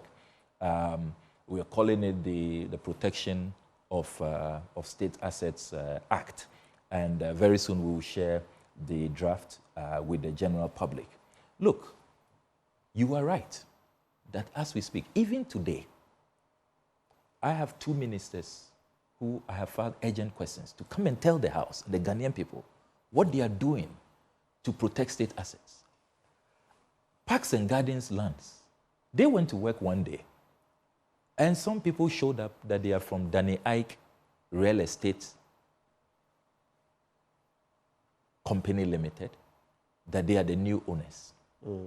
So the local government minister has been summoned today to respond to my urgent question, what he's doing to protect Parks and Gardens lands, not only in Accra, in the Western region, in the Volta region, in the Upper West region, where the regional minister, intercepted documents I put out, revealed that he is helpless in keeping out some private developers who have showed up that they are building fuel stations on Parks and Gardens lands. Then, only a few days ago... And that will be the final point on that, so we can move on. Yeah, only a few days ago, you have an unprecedented move where judges said they have had enough. So the judicial service has gone to court about their bungalows, 13 bungalows, and I have those court documents here. I'll quickly run through them. Number 7 Fifth Circular Road, Cantonments, last occupied by Justice F.G. Korbie. You just have to go a bit Number quickly 18, because Fifth of time. Circular Road, cantonments last occupied by Justice Anthony Abada. Number 21, Fifth Circular Road, cantonments last occupied by Justice K.O. Furiata. You know, 13 of them, Robin Batus, Justice Yaapao, Justice... Which areas? So cantonments? Cantonments opposite the American Embassy. You know, and already these judges have suffered so much. Appeal court judges, bungalows demolished to build National Cathedral. The few they have left, you know, they've demolished them, taking them away from them. You know, Justice Akamba, Justice P.K., Jaisayo, Dr. Naomi Apia, who was at the Judicial Service Clinic, all demolished. Justice C.J. Honyanuga's house has been sold. Justice Vida Akoto Bamfo, Justice Lorinda Owusu. And you wonder what's happening in this country. You know, and if you have seen the latest SEM Capital memo, the Transaction Advisors memo to the Final board, it confirms everything we have been saying about. What does it confirm? The conflict of interest, the fact that the process was skewed to favor the Honorable Brian Champon, the Minister for Agric. This memo... What makes for interesting reading? Dated 24th. Freddie Blay even making mention of the fact that his son put in a bid. Yes. And that was a lot more. A lot more. About $150 to $200 million. Now, this is the transaction advisor on the 24th of May. And the board chair who wrote that article on June 26th, the Honorable Elizabeth Ohini, has a lot of questions to answer because this was addressed to her, raising fundamental objections to what SNIT was doing. Right. And yet she came out to say that even angels will vote for the project. You know, the levels of dishonesty and blasphemy is most shocking. This is the transaction advisor saying that the SNIT Rock City Unholy Alliance, the proposer offers an installment plan with no confirmation of availability of funds. Payment is based on the cash flows of Rock City Hotel with no credit enhancement from any bank. There is no indication of ability to pay. The arrangements for the transfer of the shares do not satisfy the objectives of SNIT. Transfer of the management and ownership will take 2 years. The 2-year installment plan was not made available to all bidders. Okay. Can you believe that? It continues that the latest proposal does not meet SNIT's objectives, which were clearly stated in the terms of reference for this transaction. The transaction is stretched out over a 2-year period of uncertainty, during which the implementation of the SNIT's strategic objectives will essentially be on hold. Other investors who submitted bids did not have an option of spreading the payment of shares over a 2-year period. All right.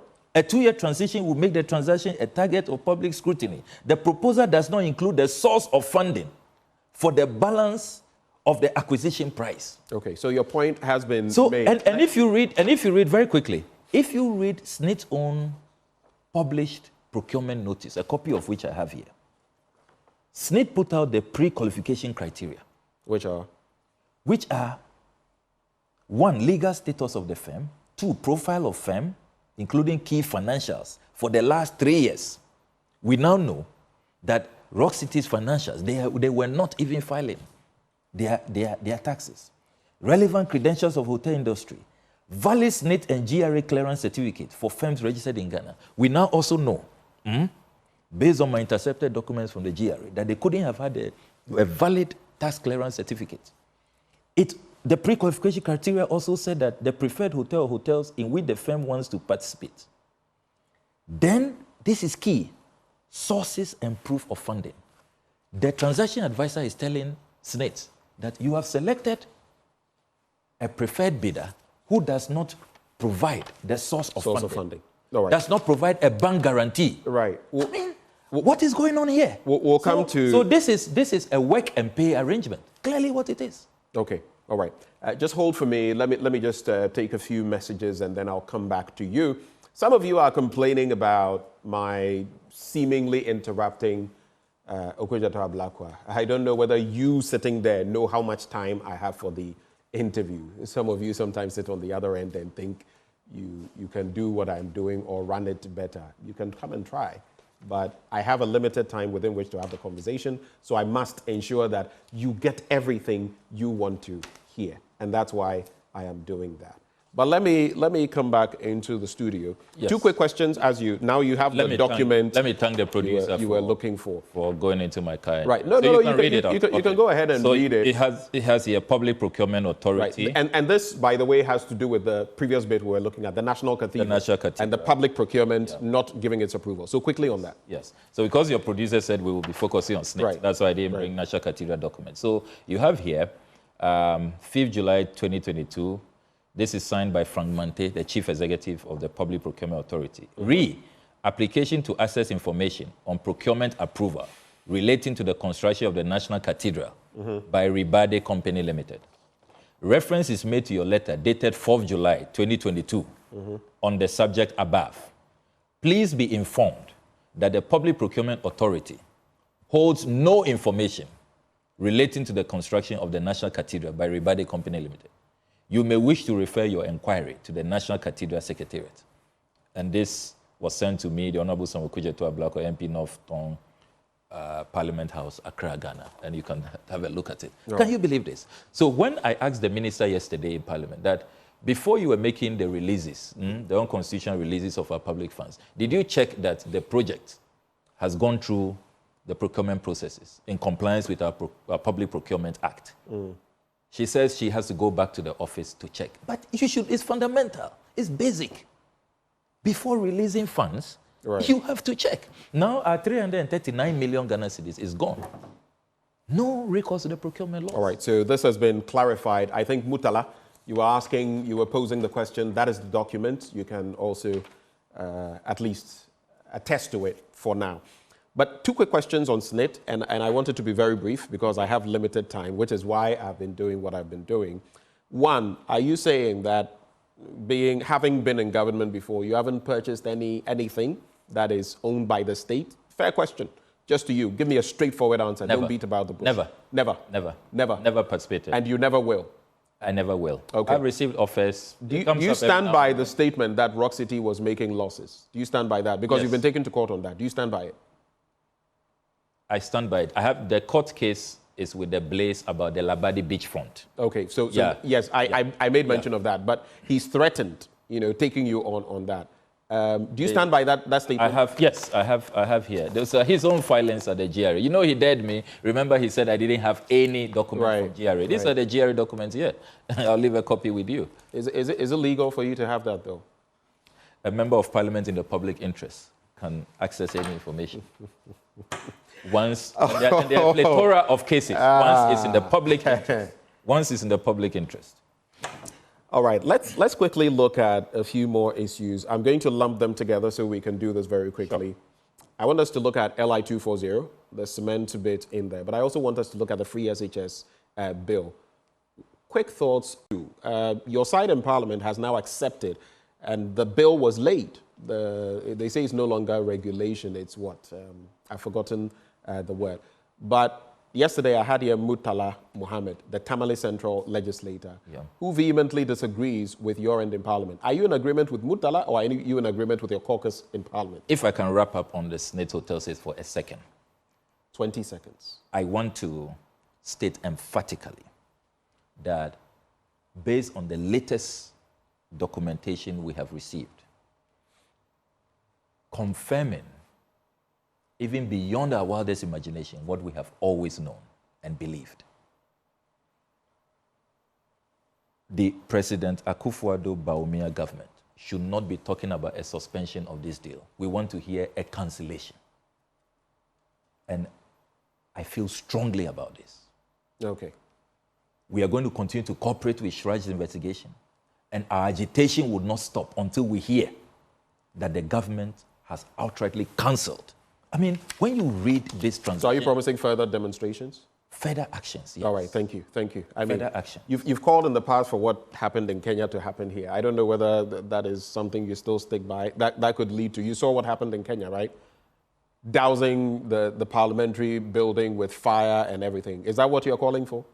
I am saying... Is that what you're calling for? That if the violence of the political class on state assets, violence on impoverishing the people, there is very little the people can take any longer. And that's the answer? And it becomes inevitable if the political class, and I'm glad that yesterday, the Honorable Afenyo Makin read a statement in Parliament cautioning the entire political class. Indeed. And now you've seen the Kenyan MPs apologize. Some of them they are wearing T-shirts, I'm sorry. So when you meet them, you can know that they are very apologetic, and so you spare them. Right. Those of us who consistently are sounding the alarm bells should not be seen as the troublemakers. Right. I mean, it's shocking that people like to portray some of us who are saying, look, stop the looting, stop the great loot and share, stop the state capture. Some state assets, if not all, should be sacred. Why? Even the colonialists left us parks and gardens as a green belt for our horticultural needs. And Nkrumah built on that. Yeah, since 1952. Okay. And you are so point made. Selling everything inside. Your take so we are not the troublemakers. Right. Advise right. the plunderers to stop it. All right. Let's do, and I keep saying that I'm pushing you because of the time. LI 240, cement regulation or whatever it is that it's being called. Murtala Mohammed saying, no, you shouldn't have accepted it. It's been laid. He says he will frustrate the process. What is your position on that? I'm very well aligned with Comrade Murtala's position you support him? On this matter. I support him fully. And yesterday, I want to salute the former minority leader, Honorable Haruna Idrisu, who brought back the issue and said that, look, as a former Trade and Industry Minister, he does not even see the legal basis for this LI, that an LI must necessarily be based on the Parent Act. It must flow, it must emanate from the Parent Act. When you read Section 80 of the Parent Act, there is no provision there that allows the trade minister to bring an ally seeking to engage in price control, which is something we abandoned many decades ago under this liberal dispensation. The 1992 Constitution does not allow this. You know, so it is really an aberration. It's a travesty that that ally was laid. And the Right Honourable Speaker, following our submissions, and Dr. Ayeni, Honourable Mahama Yariga, Rox Ndafia Mekpo, I mean, they were erudite in making the point. The Speaker then ruled that he will advise the Trade Minister to come withdraw. You see, as the Speaker explained, we have a constitutional challenge where LIs are supposed to be laid automatically under the Constitution. And then once it's laid, 21 days, it's like a moving train. You can only stop it with 2/3. And you know the extremely partisan nature, you know, where MPs of the ruling party think that it will be an attack on their president.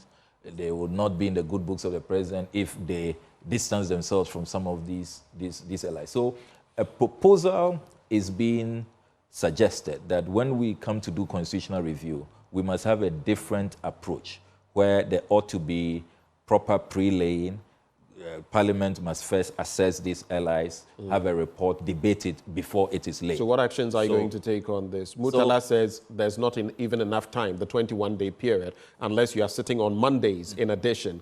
And the Speaker would, of course, there are processes to be followed on that. Do you think this bill can make it through? We are determined to frustrate it. Our side. You are determined to frustrate it? Yes. It's determined. But your side, your leadership, accepted it's being laid. And you say your side is determined to frustrate it. I don't get the connection. You see, you need to understand that because of the constitutional cul-de-sac, the chief whip, who was the one Agboja, leading, Honorable Agboja, really had his hands tied. And you notice that yesterday he didn't object to all of the statements that were made in opposition to what has happened. So we will do our best to frustrate this. The Speaker has already advised the Trade Minister, because he can come withdraw. And if he does that, the better for all of us. So some of you members of Parliament on the NDC side, you are planning to frustrate this? Yes, definitely. All right. Let's go to the free SHS bill and everything in between. You've been a former Deputy Minister of Education. There's also Professor Stephen Ade, who recently has, interacting with my colleague Evans Mensah, has asked, has free SHS been implemented illegally, so to speak? This bill, what do you make of it? And is it going to pass the test, the litmus test in Parliament? To be very honest with you, my brother,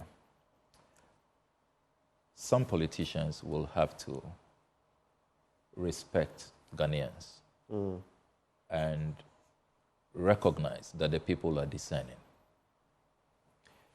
If you pay regard to our 1992 Constitution, Article 25 is very clear that education in Ghana really should be free. So we have F-Cube, the free compulsory universal basic education. Secondary education, the Constitution says, should be progressively free. Even tertiary education, it is the vision of the framers of our Constitution that when the economy improves and we are in very good, sound economic times, tertiary education should also be free. So education is a right. And under the Constitution, education should not be prized beyond the ordinary Ghanaian. It should not be made a privilege. So there's already the constitutional framework. That is the supreme law of the land. Right. What is this sudden, hubris? Trying to create the impression as if we have been implementing free SHS illegally all these years. And all of this, the political grandstanding that is at play, is to create the impression that, hey, elections are coming. We are not doing well in the polls. The NDC folks, who we have, very disingenuously twisted their "we will review" to mean we will cancel. It's only some elements in the MPP who define review as cancel. Free SHS is not safe if they win. So let's put out this hubris and create the impression that suddenly free SHS is under attack. All right. So just to clarify for me, you support free SHS? We all do. Okay. I just wanted that. No, yes, I just wanted that. It's in the Constitution. Right. When I was Deputy Education Minister, we started progressively free. President Mahama went to Parliament and announced that we are going to implement Article 25 of the Constitution. You support free SHS, but you are not in support of this bill in its current form. How can I support something I haven't seen? Where is the bill? Have you seen the bill? Right. Afenyo Makin will tell us, oh, it's coming to Parliament by close of day. Then we see an interview by the Education Minister. It's now going to Cabinet. I mean, what's we are okay, not, so that point has been clarified. Cock and bull stories. This is just political grandstanding, which has no respect for the people. Right. Look, everybody in Ghana knows that the challenge with free SHS has nothing to do with whether it is legal or not. It is about the horrible implementation. Look at the quality of food. Look at the contact hours, where teenagers are spending months at home, more time at home than in school. No textbooks, no lab equipment. Right. The quality of education is at an all-time low. This is a government that promised to build 350 secondary schools to address the issue of congestion. They have not even touched one. We haven't seen the first 350. I mean, so those are the issues. I agree with Professor Ade that there are implementation challenges. Focus on that. So are you saying that free SHS has been implemented? Yes, but it's been implemented illegally because... No, not illegally. There's nothing illegal about free SHS. It's in the Constitution. No, it's about law of the land. I don't see how... But have you seen any policy document on free SHS? No. No? No. What does that make that? Everything you've been signing off on for free SHS, how have you been signing off on it as members of Parliament? Is it legal? The budgets and everything, have you been signing off legally on them? So, in terms of legality, I have told you that Article 25 of our Constitution is very clear, that we should work towards free education at all levels. So there's legality. But you see, the implementation challenges have come about because of the lack of a policy, the lack of an implementation framework, which will have allowed us to even measure the outcomes. So what do we do in the first year? What do we do in the second year? Remember that they were implementing this on a gradualist basis. They started with one cohort, then it went to 2 cohorts, then all the 3 cohorts. So where is the opportunity to assess, to do a review? So that's where policy document, and you see, that has been one of the major challenges we have as a country. And that's why I support the call that, look, instead of even manifestos, let's prioritize a national development plan. And I think that the NDPC should be properly funded. Their laws should be strengthened. They should take center stage in our development paradigm. What we have now is a lot of just touch and go campaign. So what will give us votes? Point made on that. So, and now that you mentioned the NDPC, let me commiserate with them. I heard to my utter shock that Dr. Abrampa, who has also been director at that institution, has passed, and I was in shock. Only yesterday I heard of that. Oh no, I haven't. We commiserate with the NDPC and the entire fraternity on that. Oh, condolences. I haven't heard that. I was shocked. Just to wrap in maybe a minute and a half, if you can manage. One, the Speaker of Parliament says ex gratia. I mean, you should say goodbye to it. You've benefited from it, haven't you? So has the Speaker. Yes. You are now saying, I mean, it must start from somewhere. Are you in agreement? And the final bit, I got this question from our sports team. I'm going to put it to you. What is holding up the sports minister's presentation of the financial report of the African Games to Parliament, and when should we expect it to be done? These two in about a minute, and we're done. I've consistently said that ex gratia should be reviewed. A lot of it are back pays and all of that. And I think that the whole arrangement where it appears that executive legislature scratch my back, I scratch your back. Let's have an independent emoluments commission that takes care of everybody. Let the politicians remove ourselves, and let's be looking at pensions when you leave. So for all the arms of government? Political office, for all arms of government. Right. So I am on all fours with the Speaker. I don't support the ex gratia arrangement. It puts us up for needless opprobrium and attacks. On the matter to do with the All Africa Games, I raised this on the floor. Indeed, I took on the sports minister when he came to present what was just prose about how many medals we had won and all of that. That is not what Parliament is established for. I mean, we are the keepers of the purse. Already, documents we have intercepted show that you have gone to spend way beyond what we approved.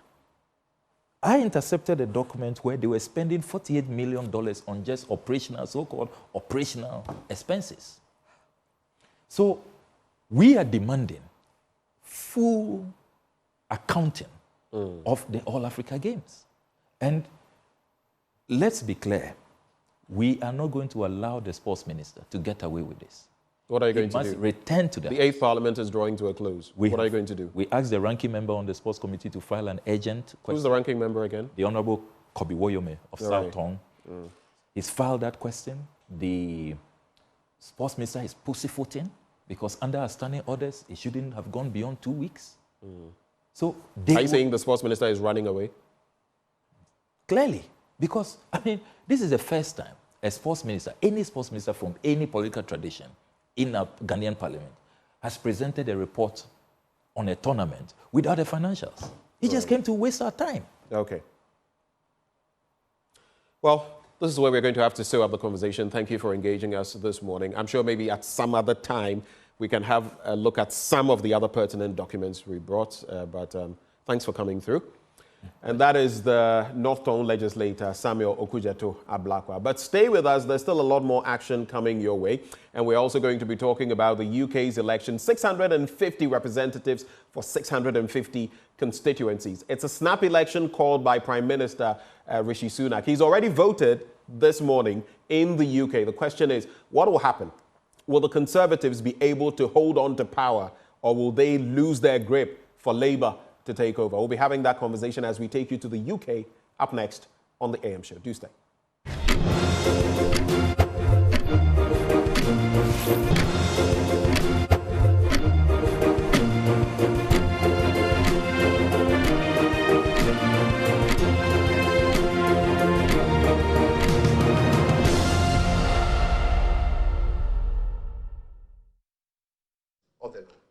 So we don't have any problem with you on that.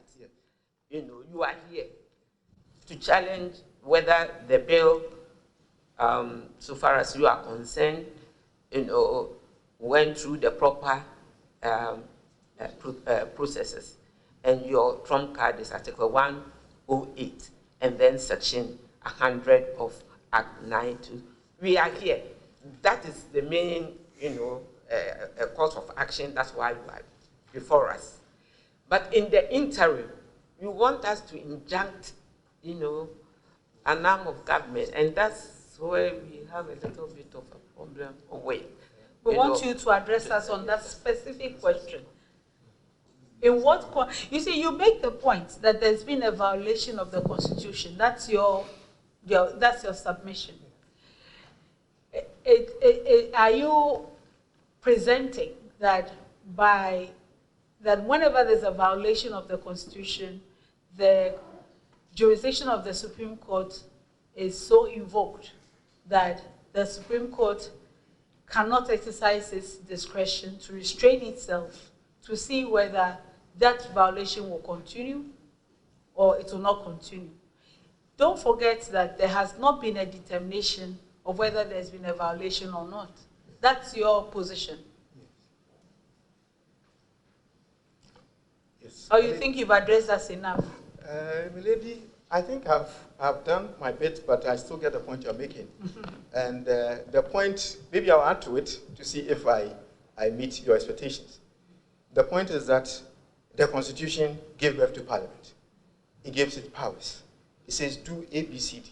Don't do E, F, G. And then they overstep their bound to do what the Constitution says don't do.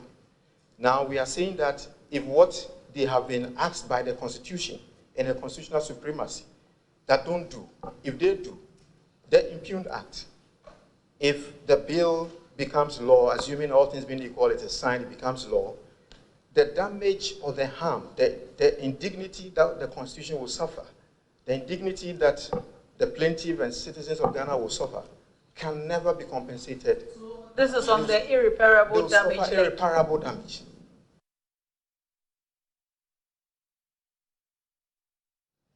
In adjudicating on the plaintiff's application, the first issue, with all respect, is whether or not. And so we're heading straight into the courts. Yes, I did say we'd be heading to the UK. That will be later, but we're heading into the courts now, and it has to do with the bill on proper human values. We call it the anti-gay bill. It's a mouthful. I've never got my head around that. But before we get into that conversation, under the distinguished patronage of Her Ladyship Justice Gertrude Tokonu, Chief Justice of the Republic of Ghana, the UPSA Law School proudly presents the 2024 Lifetime Achievement in Law Award and Honorific Lecture. Now, guess what?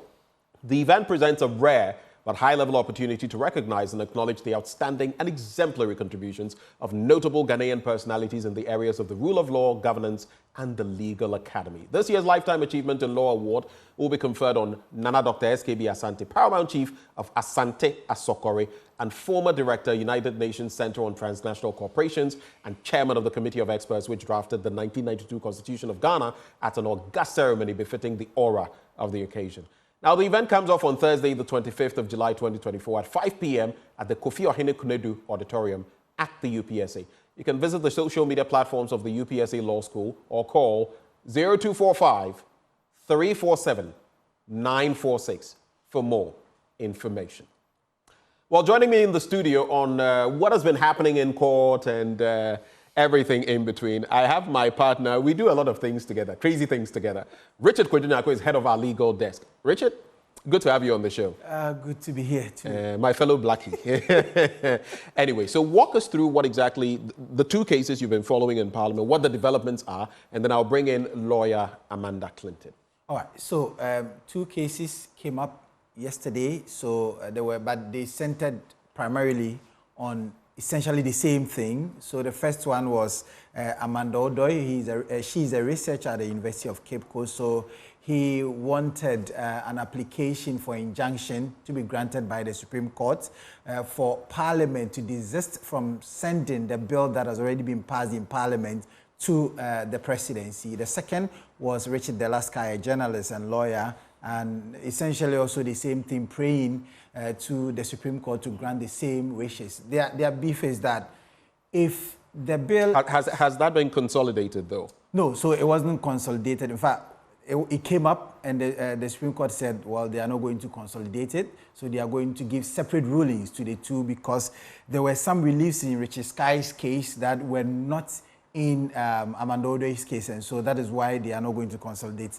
that particular matter. So as soon as the case was called, lawyer for Amanda Odoi said that he has an injunction to move, and so that was an application to stay the hands of Parliament from transmitting the bill to the presidency, and so they laid several grounds. But chief among them was Article 108, the fact that if a bill is being sponsored in Parliament, it should necessarily come from the executive, the president, because it has some financial implications. But on this particular one, the contention has been the private members bill that, brought to life this particular bill. And so according to the Attorney General, who also was tied in as the defendant in this particular case, Parliament had no business at all to have even given or entertained that particular bill in Parliament.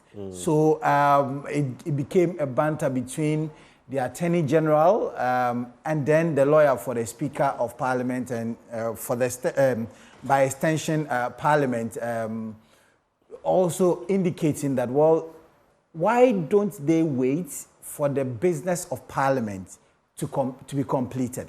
So when a bill is laid in Parliament, it goes through the various stages and all of that. Exactly. So it ends at the presidency. So why are they seeking to curtail the business of Parliament? And so that is the question that the Supreme Court on the 17th of July will be ruling on. And some have raised the question about whether the court system or the judiciary, aka the Supreme Court, is not usurping the work of Parliament and all of that. What have been the reactions on that? So interestingly, whilst that was happening, I guess that Parliament was also monitoring what was transpiring in court. And so the Speaker indicated that, well, any attempt to usurp the powers of Parliament will be fiercely resisted. But, we are all waiting for the 17th of July when the Supreme Court, whether the Supreme Court will be able to injunct Parliament that has not completed its business. So it's just like a chicken and egg situation. But the Attorney General is indicating that once the bill is transmitted to the President, Parliament has no option to come back and reconsider the bill. They have barely no option at all to come back and say that we are correcting any deficits or any breaches that may have occasion along the stream of things. And so that has been the position. In fact, when you said that, some of the justices of the Supreme Court wanted clarity on the matter, whether when the bill is transmitted to the presidency, it cannot come back to Parliament for Parliament to rework on it. In fact, the default position that we know is that once Parliament is done with its business, we remember that in Mensma versus Attorney General, when there are acts that have been done by Parliament and they are deemed unconstitutional, you send it to the apex court, you invoke the original jurisdiction of the court to interpret it, and then we'll strike down such provisions that are deemed as unconstitutional. But in this case, it's different because the argument from the Speaker of Parliament's lawyer is that the process of Parliament hasn't ended. It should end when the bill is finally transmitted. Some have even said that some of these suits that were put forward were premature. Exactly. So it's just like the motion has not ended, but you are arresting it midstream. And so the argument has been, why don't you allow it to ripen into law, and then someone under Article 2.1 can go to the court and say that, well, there are breaches of the Constitution, and the Supreme Court will rise into action and then deal with it. That's my brainy colleague who we fool with the law here, Richard Kwejonako. He's head of our legal desk. Final point?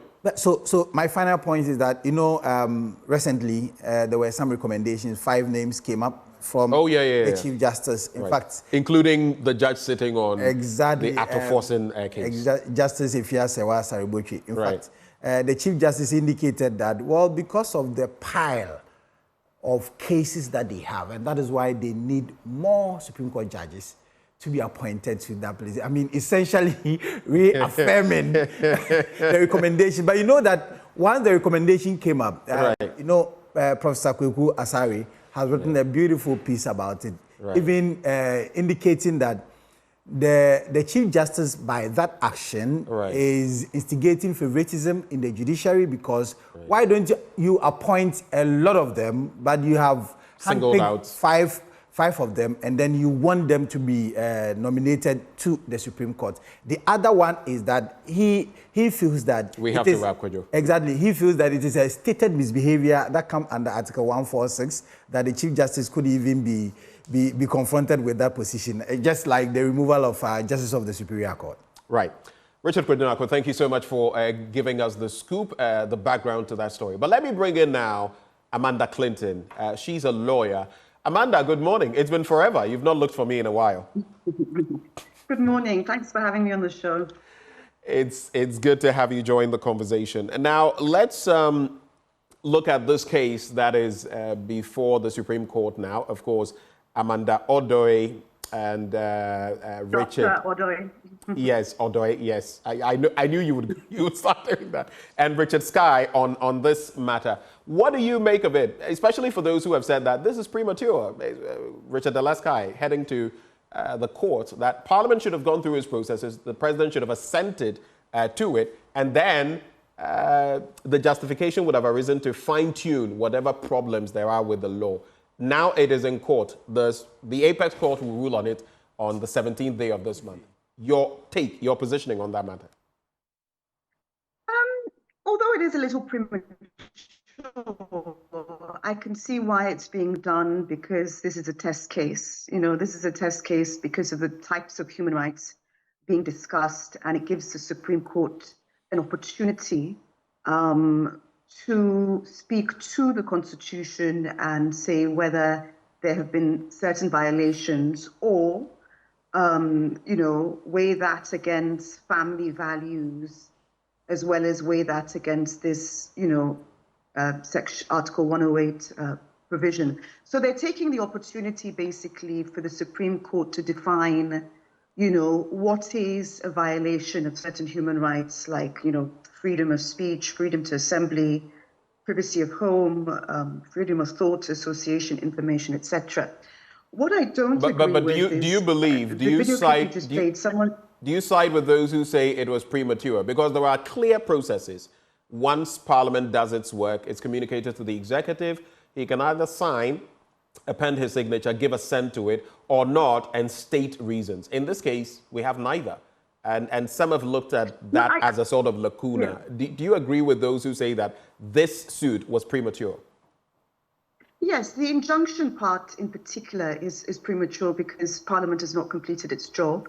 And it's also premature on a practical basis because I think there was a witchcraft bill that didn't go through on the same grounds. For instance, there was no submission of an impact analysis on public funds.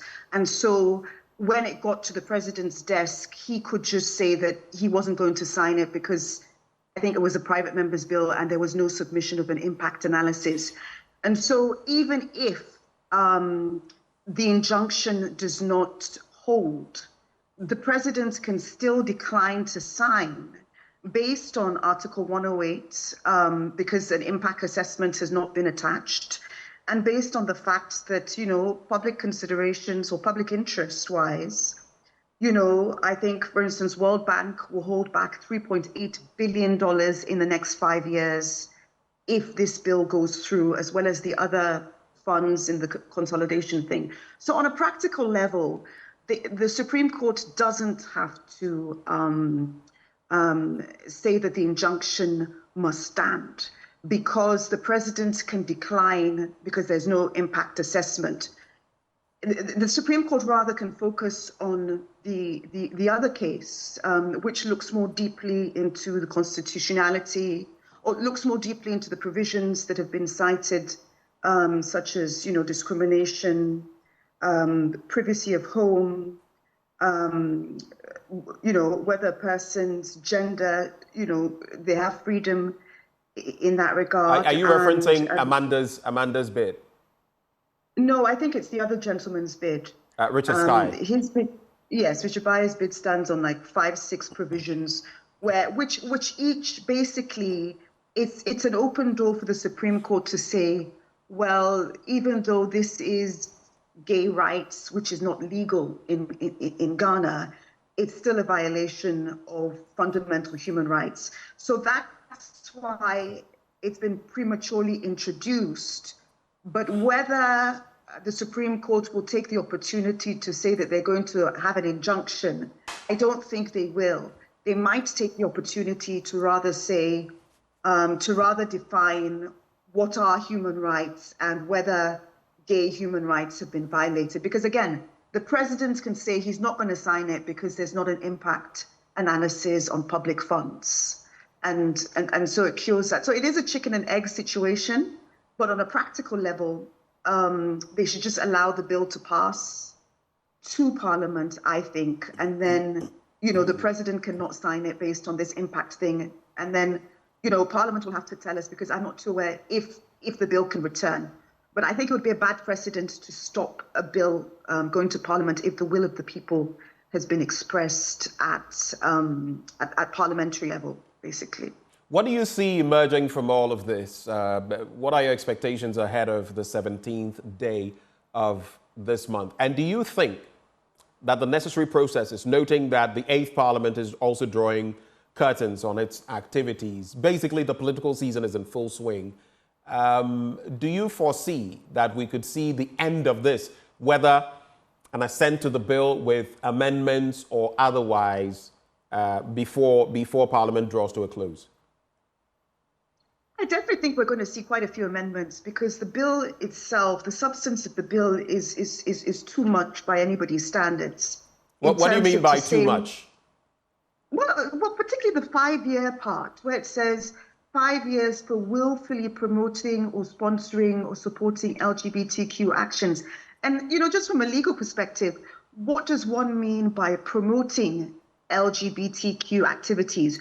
Could you, in presenting your TV show, talking about an underground LGBT activity, if this bill is passed, would you be considered as promoting it? Do you see what I mean?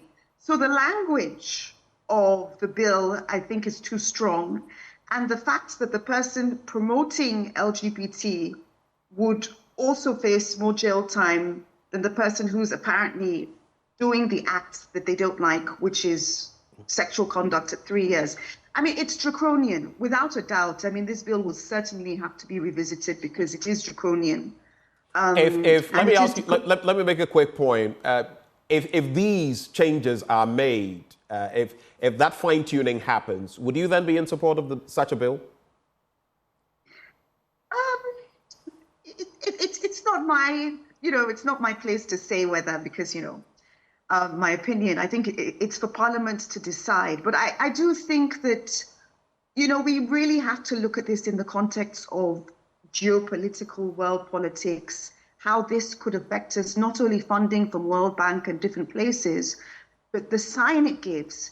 And I think for the international community, where the international community are missing seeing the whole picture here in terms of African family values, is that within the African context, gay sexual acts it's sort of like, it's almost like within the African context, there's Are you looking for the word taboo? Is that the word you're looking for? No, taboo? It's not just taboo. It's like, it's payments.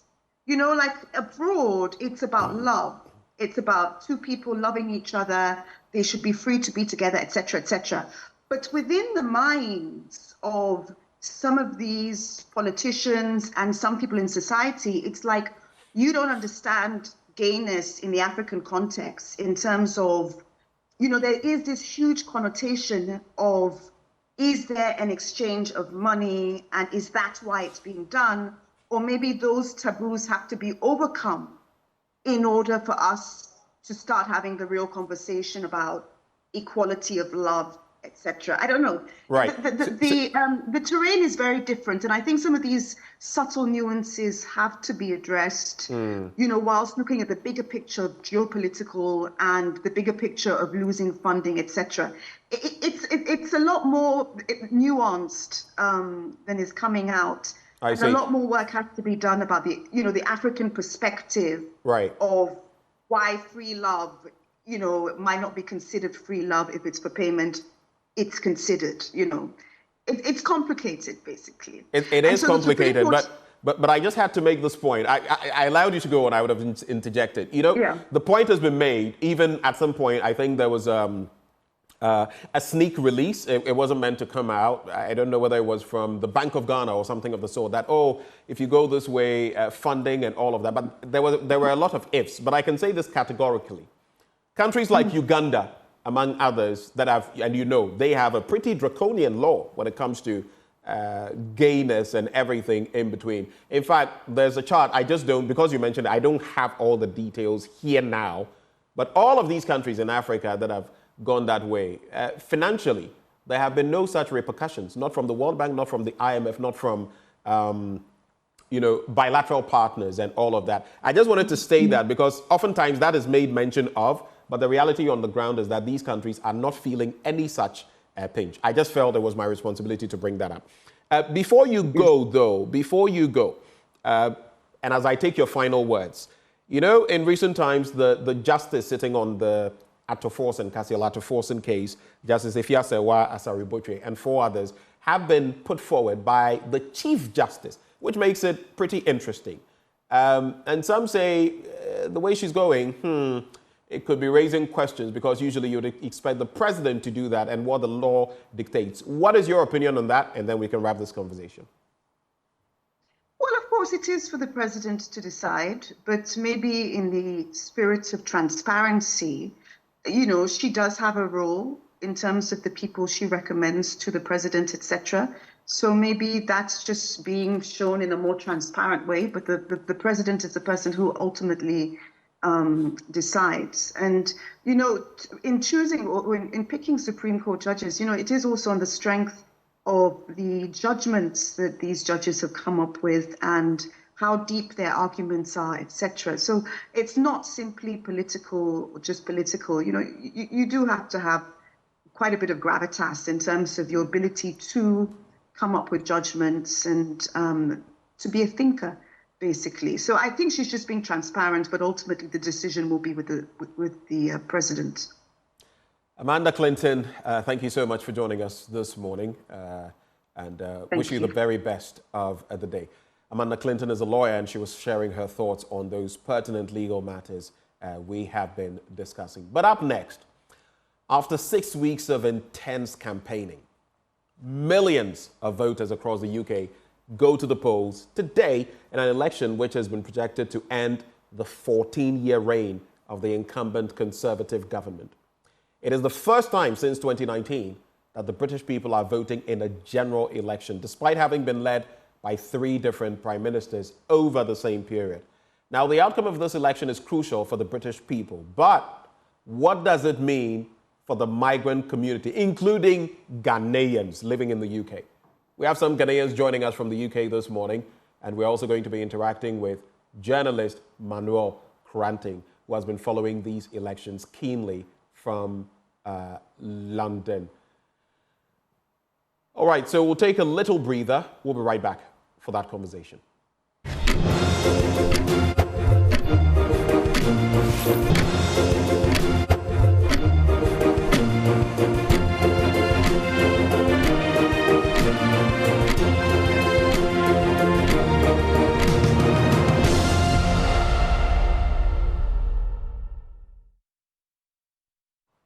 Welcome back on the AM show. Before we zoom into that conversation, we at the Multimedia Group are proud to announce that we are the official free-to-air radio broadcast right owners of Euro 2024.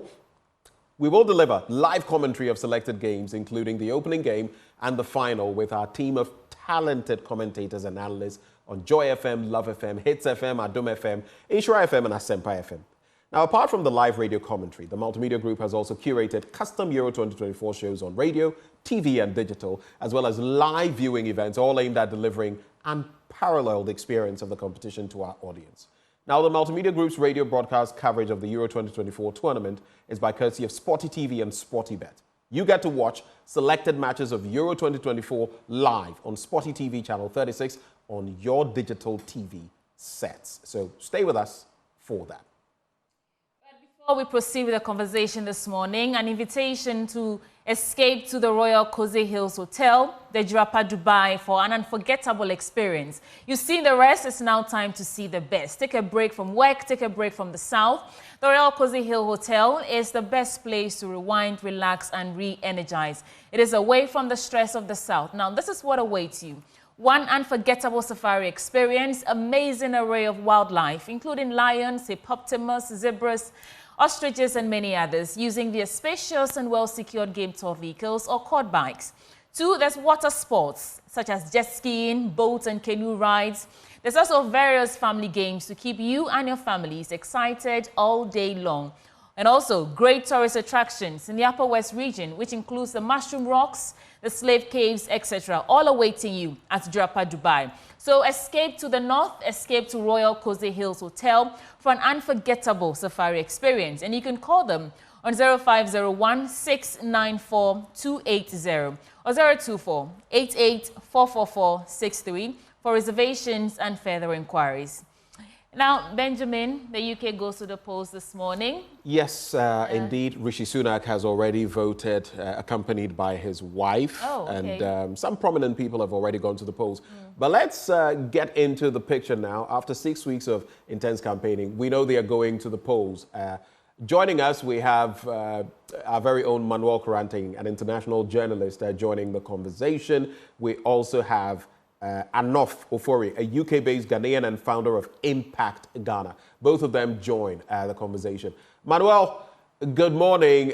Just paint for us a picture. What exactly is the atmosphere in the UK today as the polls begin? Prime Minister Sunak has already cast his vote. Just paint a picture for us. Good morning, Benjamin.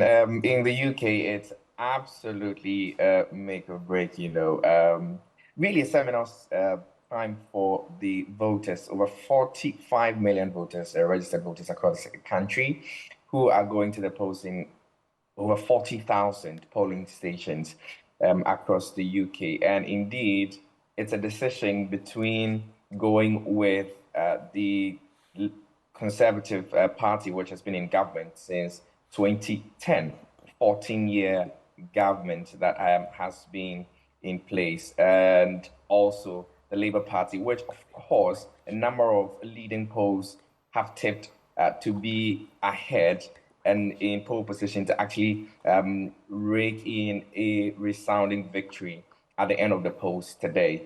Well, what we know is that, of course, the UK is quite significant in terms of its relationship to Ghana and by extension Ghanaians. Because, for instance, we know that the UK is a country with the highest number of Ghanaians per 100,000 of the population, even though, of course, there are more Ghanaians in Nigeria and then the United States of America. So, yes, it is an important election for the British people, but also for the immigrant community in the UK, particularly also for Ghanaians. So, yes, Ben, people are going out, like you just said. The sitting Prime Minister Rishi Sunak has already gone out to cast his ballot, and more of the senior members of government are voting. We also have the shadow cabinet, for instance, led by Sir Keir Starmer, who is the leader of the Labour Party, and actually today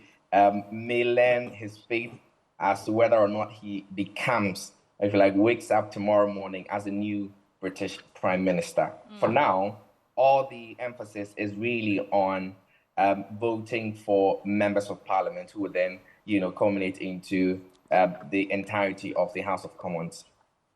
I just want a quick one. 650 constituencies. And what are the chances of the Conservative Party? It's a snap election, and Rishi Sunak himself has faced challenges in respect of some of the policies of his administration.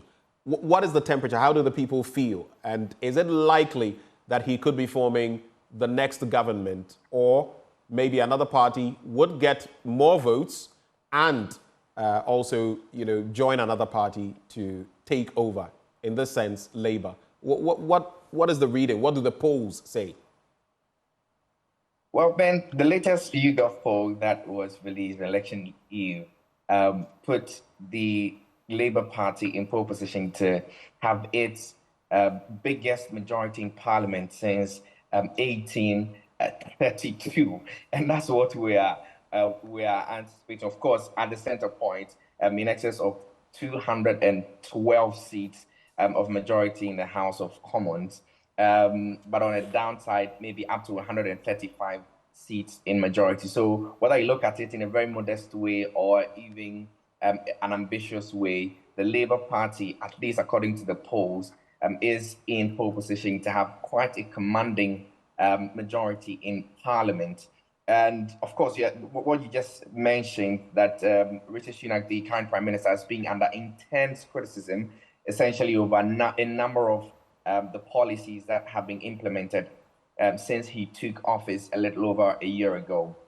For instance, on the issue of immigration, the net migration targets that the Labour, the Conservative Party campaigned on was to beat it down, net migration, to somewhere around 100,000. At the latest numbers that we had, we are in excess of 600,000. And so there's, of course, mounting pressure on the party, particularly the right side of the party, for the government, indeed, that's led by Rishi Sunak, to implement stringent measures to make sure that the numbers are beating down. One of the key policies that he's been working on is the Rwanda Asylum Plan, which essentially is, if you like, a bilateral cooperation between the government of the UK and then the Rwandan government to get asylum seekers and people, illegal migrants who arrive at the coast of arrive at the English coast illegally, to be sent down to Rwanda and have their claims processed and so on and so forth. Well, he's been talking about that for nearly a year, if not more, and we're yet to have, for instance, a single flight move from the UK to Rwanda. That particular policy is going to be scrapped if a Labour government, for instance, wins today's election. Well, they say they're going to recruit more border control officers, police, and have these officers process their asylum claims faster and quicker than the Conservative Party or the Tory government has been doing ever since. Yes. All right, Manuel, so clearly there are differing approaches of the Labour Party and the Conservatives in terms of immigration, but what are some of the key issues important for the migrant community in the UK, particularly the Ghanaians there? Yes, definitely, Sweetie. This, of course, the two parties agree that the migration numbers are, if you like, too high. But for the migrant community, a number of issues, for instance, the cost of living crisis in the UK currently, the NHS waiting times and health issues of healthcare, because there are long waiting times. If you, for instance, called into the NHS to book an appointment, I'm sure your next guest will tell you you may get an appointment sometime, perhaps after a month, 2, or even 3 months from today. There's a housing crisis and a difficulty of people being able to climb onto the housing ladder, like the ability to own houses. There's also a key conversation about the Gaza and Israel situation and how both the Conservative government and then the Labour Party have approached it. If you want to zero it down and perhaps tunnel vision it into the micro concerns of micro groupings, like the African community, like the Ghanaian community, there are issues of a targeting of international students, for instance. The Conservative government last year introduced, or if you like, reviewed an existing policy which allowed students who are coming to the UK to bring dependents with them.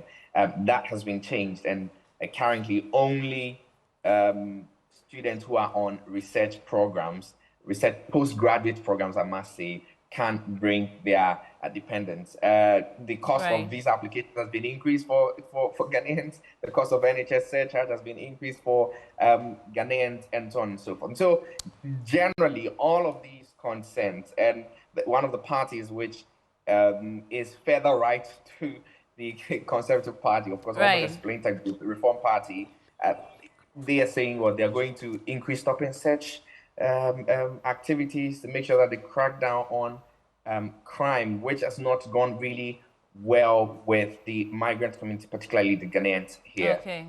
Thank you, Manuel. Now, Anofofori also joins us, and he's a UK-based Ghanaian and founder of Impact Ghana, and is a Ghanaian broadcaster also in the UK. Thanks for joining us, Anof. Anof, I know you've been following the conversation to this point. What does this election mean to you? Yeah, thank you very much. And just like Manuel was saying there, I think he's hit on quite a few things that is a real concern for the Ghanaian community in the UK. As a Ghanaian living in the UK, I'm looking at things around the economy. How do I continue to do business? What is a safe haven for me if I'm a worker? What are the tax implications for me if I'm a worker? How am I going to be able to save so that I can take care of my family and send some money back home? These are the things that, would trigger any Ghanaian or would shift their attention to voting for any particular party. So when you look at all the parties that are currently campaigning, we've not really had a lot of time. It's only been like 6 weeks since the campaigning started. And I think they've not really focused more on the issues or the policies. It's been one scam or one issue after the other, one major TV stand after the other. But when it comes to the Ghanaian community, we are looking at basically the health sector. Like Manuel was saying, there's currently long waiting times for you to even get an appointment. Labour, for instance, is planning to include 40,000 more appointments. So if I'm a Ghanaian and I'm living in the UK, these are some of the things that would, change my mindset in terms of the party that I vote for. When it comes to the economy, they are also promising to not increase taxes, but to make the environment more conducive for workers and businesses. I'm a business owner as well. And I am also looking at what sort of safe haven would I have if I'm starting a business? What are the policies or what are the funding policies or guidance procedures that would be able to help me? And like Manuel said, we have a lot of graduates coming out of universities, right? And most of these guys are either looking for how to transition into the real life, either find a job or start a business. So you're then looking at what policies would be more favorable for me if I'm looking to do that transition. Am I able to jump onto a government scheme or government entrepreneurship scheme? Or will it be easy for me to find a job or within my career line? So let's say if you did health or you did real estate, is it easy for you to find something there? What are the measures that the government is putting in place? And initially for those, especially in the in uni, there was this policy, this current policy, the post-study work visa that was introduced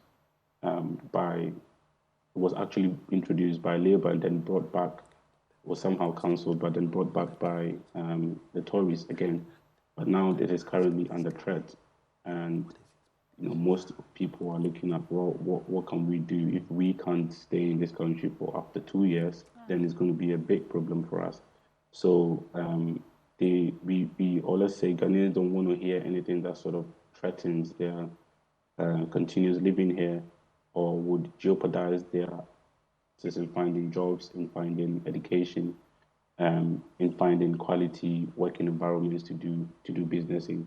So these are the major driving factors for Ghanaians living in the UK.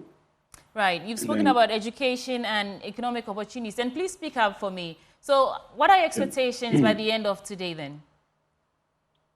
So expectations for me personally, if you look at the polls, just like Manuel has said, Labour has about a 20-point lead. So it looks like it's going into their favor. And for the Ghanaian community, in terms of immigration policies, from where I sit, Labour is the one that is forthcoming. Because as we currently, as Manuel said, we have a lot of Ghanaians in the health sector, right? Now, they are not able, under the current regime or under current policies, they're not able to bring or travel. These are the nurses and the doctors when they're coming to work in the UK, they're not able to bring their dependents with them, right? And so a lot of these guys are going to vote for Labour because Labour is going to make this policy more flexible, more welcoming, more receptive to Ghanaians overseas who are traveling in from abroad. So it's a no-brainer if you're a health worker to go for Labour at this point. Also, with regards to education, a lot of people have childcare duties right now. So you are looking at a policy that would help you release that burden so that you can go in, you can go out and find a job and do business. Now, Labour is asking or is bringing in about 3,000 new nurseries. And what this is going to do is that it's going to help ease up and allow people to, or families to take their kids to nurseries and take care, and then that gives them more time to go and do more work and earn for themselves. So these are the policies that trickle down and speak to the core of the Ghanaian community, in my view. Let me bring in Manuel Kranting then. Based on everything that has been said, like he said, it would be a no-brainer for some of these people not to vote for Labour because of their own interests. But would you say white British are thinking along the same lines? And secondly, what do you think the impact of this election will be, not just on the Ghanaian community in the UK, but Ghana-UK relations moving forward?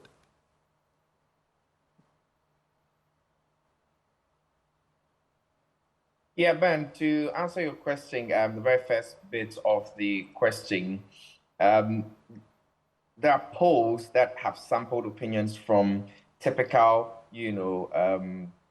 conservative voters, people who have voted conservative all their lives, who are saying for the very first time that they are going to vote Labour. So there's definitely a level of disillusionment among, even people of British white descent. The question again is, like you're saying, it comes down to interest and the ability of the various political parties to be able to convince the voters to vote for them. And so, yes, while there's that level of disillusionment among typical conservative voters, there's also perhaps another community. I've spoken to Black people who say, well, I'm voting conservative, I'm voting the Tories. And so the interest really varies from person to person. I appreciate Arnulf's point on what his personal, expectations are and so on and so forth. But obviously, that is not the case for every single Ghanaian or every single member of the migrant community in the UK. Now, coming down to your next question of the potential impact of the outcome of this particular election on Ghana-UK relations. I mean, you'd understand that, for instance, post the pandemic, the West, the European West, has begun to tighten its belt and actually put a stronger foot forward in terms of its relations with Africa. And this is particularly because of the, if you like, onslaught or the gaining of momentum of the East, particularly Russia and then China.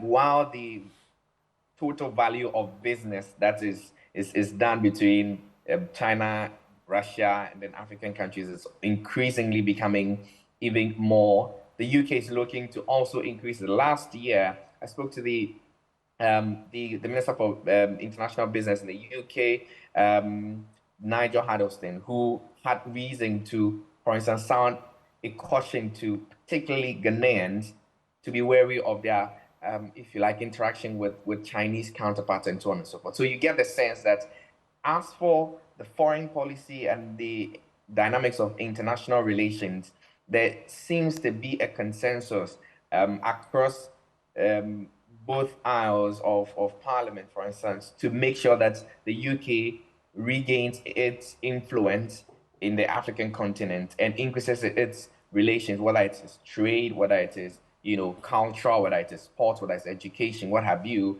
increase the quantum of exchanges that happen between the UK and then the African countries, in this case, Ghana. So right. Yes, there will be an impact. I suppose even an enhanced sort of relations between the British government and then the Ghanaian government, whichever way the outcome of this particular election goes. Interestingly, I'd just been reading something on Al Jazeera, one Aniala Safda, and Tim, writing this article, Tim Flynn, a 71-year-old retired psychotherapist, has voted for Labour all his life, but this time he plans to protest against the party and back his local Green Party candidate. So it's going to make for very interesting reading. You have Conservatives who say we'll vote Labour, Labour who are now saying, you know what, maybe I'll vote Conservative, Conservatives or Labour who are going for the Green Party. But at the end of the day, we'll find out how the cookie crumbles. So, gentlemen, it's been an interesting conversation. I don't know, though, just quickly before you go, has there been any talk about Brexit from both parties? Are they attuned to Brexit in terms of the relations of the UK to the rest of Europe, or is there anything in there? Are there any differences? Manuel, quickly on that, and then we can wrap. Absolutely, there is a huge difference in terms of the approach. Very quickly, what is the difference? So, for instance, the Reform UK Party, which originally was Brexit's party, is keen on keeping the UK out of Brexit. The Liberal Democrats have said on record, Sir Ed Davey, who is the leader of the Liberal Democrats Party, says that they are going to make sure that the UK joins the EU again. Keir Starmer of the Labour Party has not been, emphatic about whether or not we are going to, join again or not, but he's keen on increasing cooperation between the UK and then the EU. The Conservative Party, which delivered Brexit anyways, at this point needs to, and as many of its key functionaries have said, need to stand by their position. Okay, interesting thoughts. Anof, any final words? Just to be fair before we go, Anof, any final words? Yes, it's turned out to be a very interesting turnout of events, especially for the Tories, because things have not really gone favorable for them. It's been a change from one prime minister after the other, from Boris Johnson, from his Partygate issues, down to Liz Truss, who didn't have a grip on the economy, and then Rishi Sunak came in, and also with his very tough immigration rules, especially for the immigrant community who are not so happy with a lot of his policies. So, and then obviously with the introduction of Nigel Farage, who seems to be catching everyone's attention with this public, or let me say gimmicks in a way. Right. So it would turn out to be a very interesting one. At the end of the day, people are going to vote on interest lines, party lines, and benefits, really. That's how I look at it. By the end of the day, I think Labour is going to carry the day based on the polls that we've seen. If nothing changes, then that's what's going to happen. All right, gentlemen, thank you very much for having joined the conversation. I mean, all the best today. I hope the best party comes out victorious. Well, I don't know about best party. Sometimes it's not about being the best party, it's about what the people want. Yeah. But those who joined us for this conversation, Manuel Kranting, he's an international journalist. He's based in the UK. And we also had Anof Ofori, a UK-based Ghanaian and founder of Impact Ghana. Once more, gentlemen, thank you for joining the conversation. Well, do stay with us. There's still some more action coming your way before we wind down on the AM show. We take a break. We'll be right back.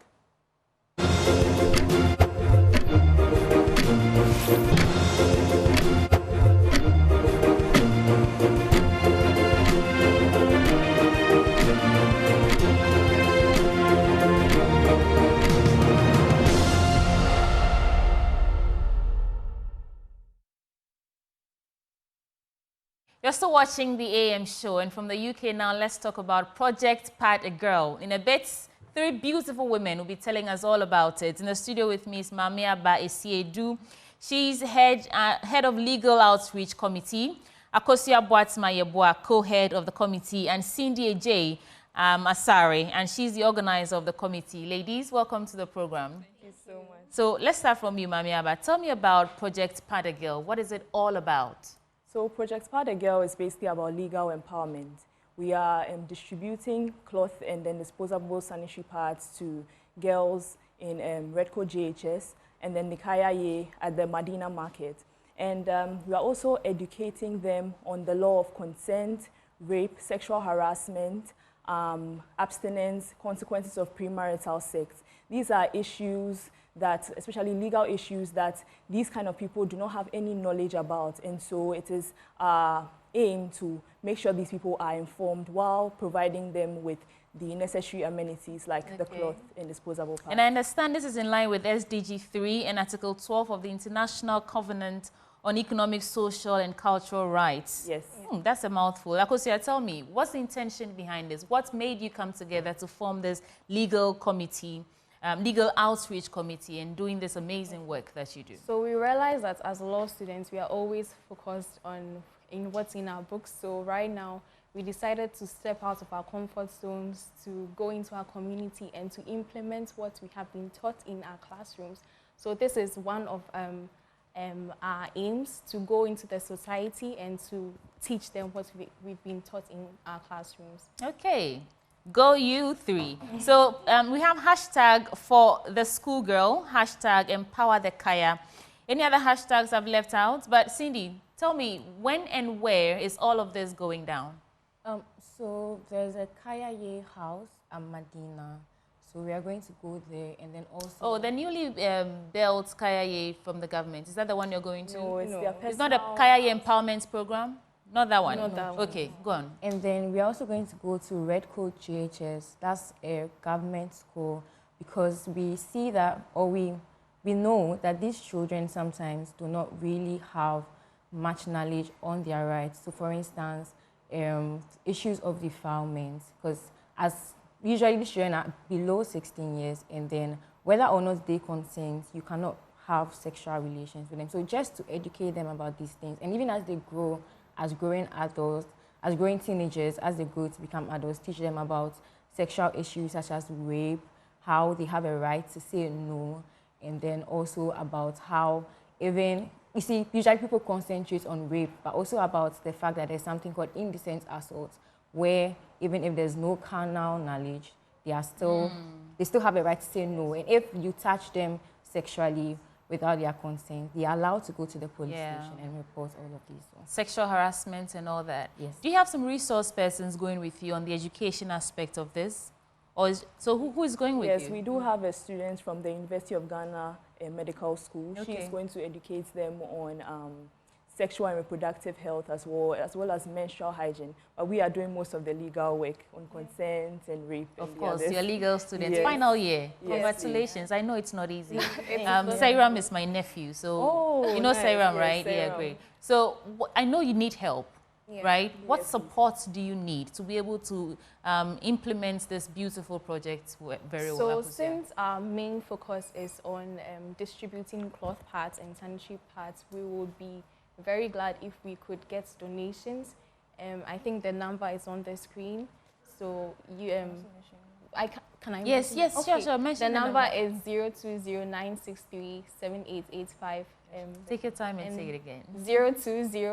020-963-7885. Please, that's the number. So whatever that you have, you can donate for this good cause to help the underprivileged and the impoverished in the society. Yes. At the end of this project, what do you hope to achieve, Cindy? So mainly, so as she said, we also want to help them even like in terms of clothing and other stuff, because we understand that they need like all these things to like help them. Yeah. And then, so at the end of the project, we are really hoping that these girls and then also the school children will be well informed about their legal rights. Because, you know, you cannot really exercise your rights when you don't know about them.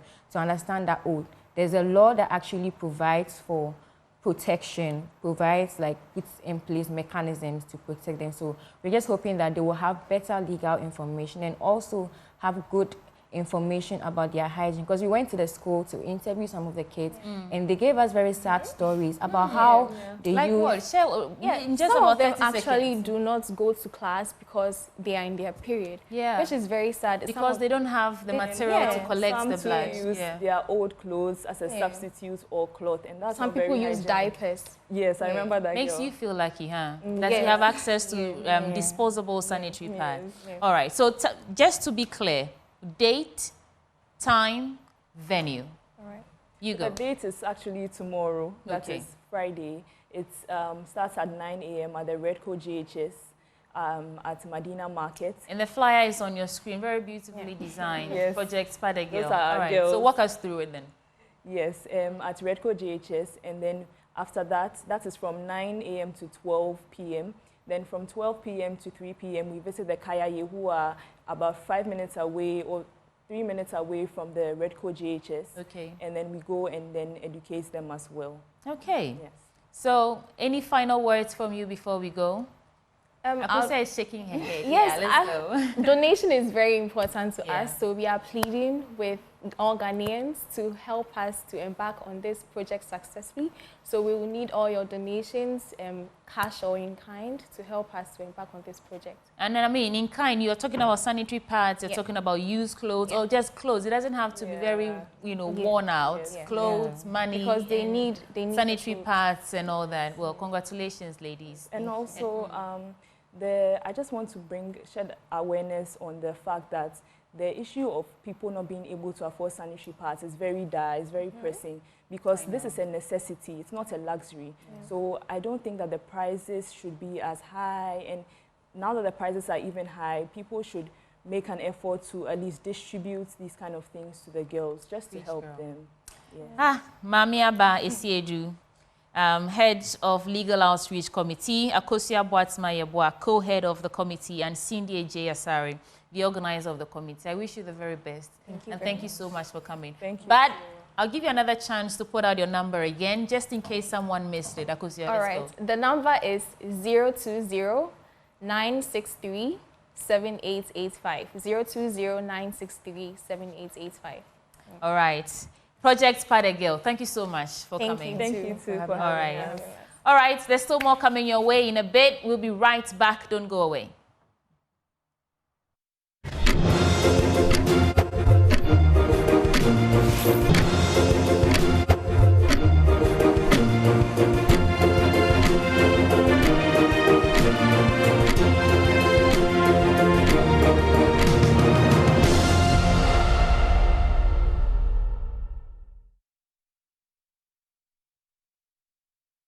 We've come to the end of the Thursday edition of the AM show, but before we go, I want to remind you that on Saturday you can join the entire GG, that's Girl Get Up Africa community, at Ian Ansel Library for books, good vibes, and storytelling.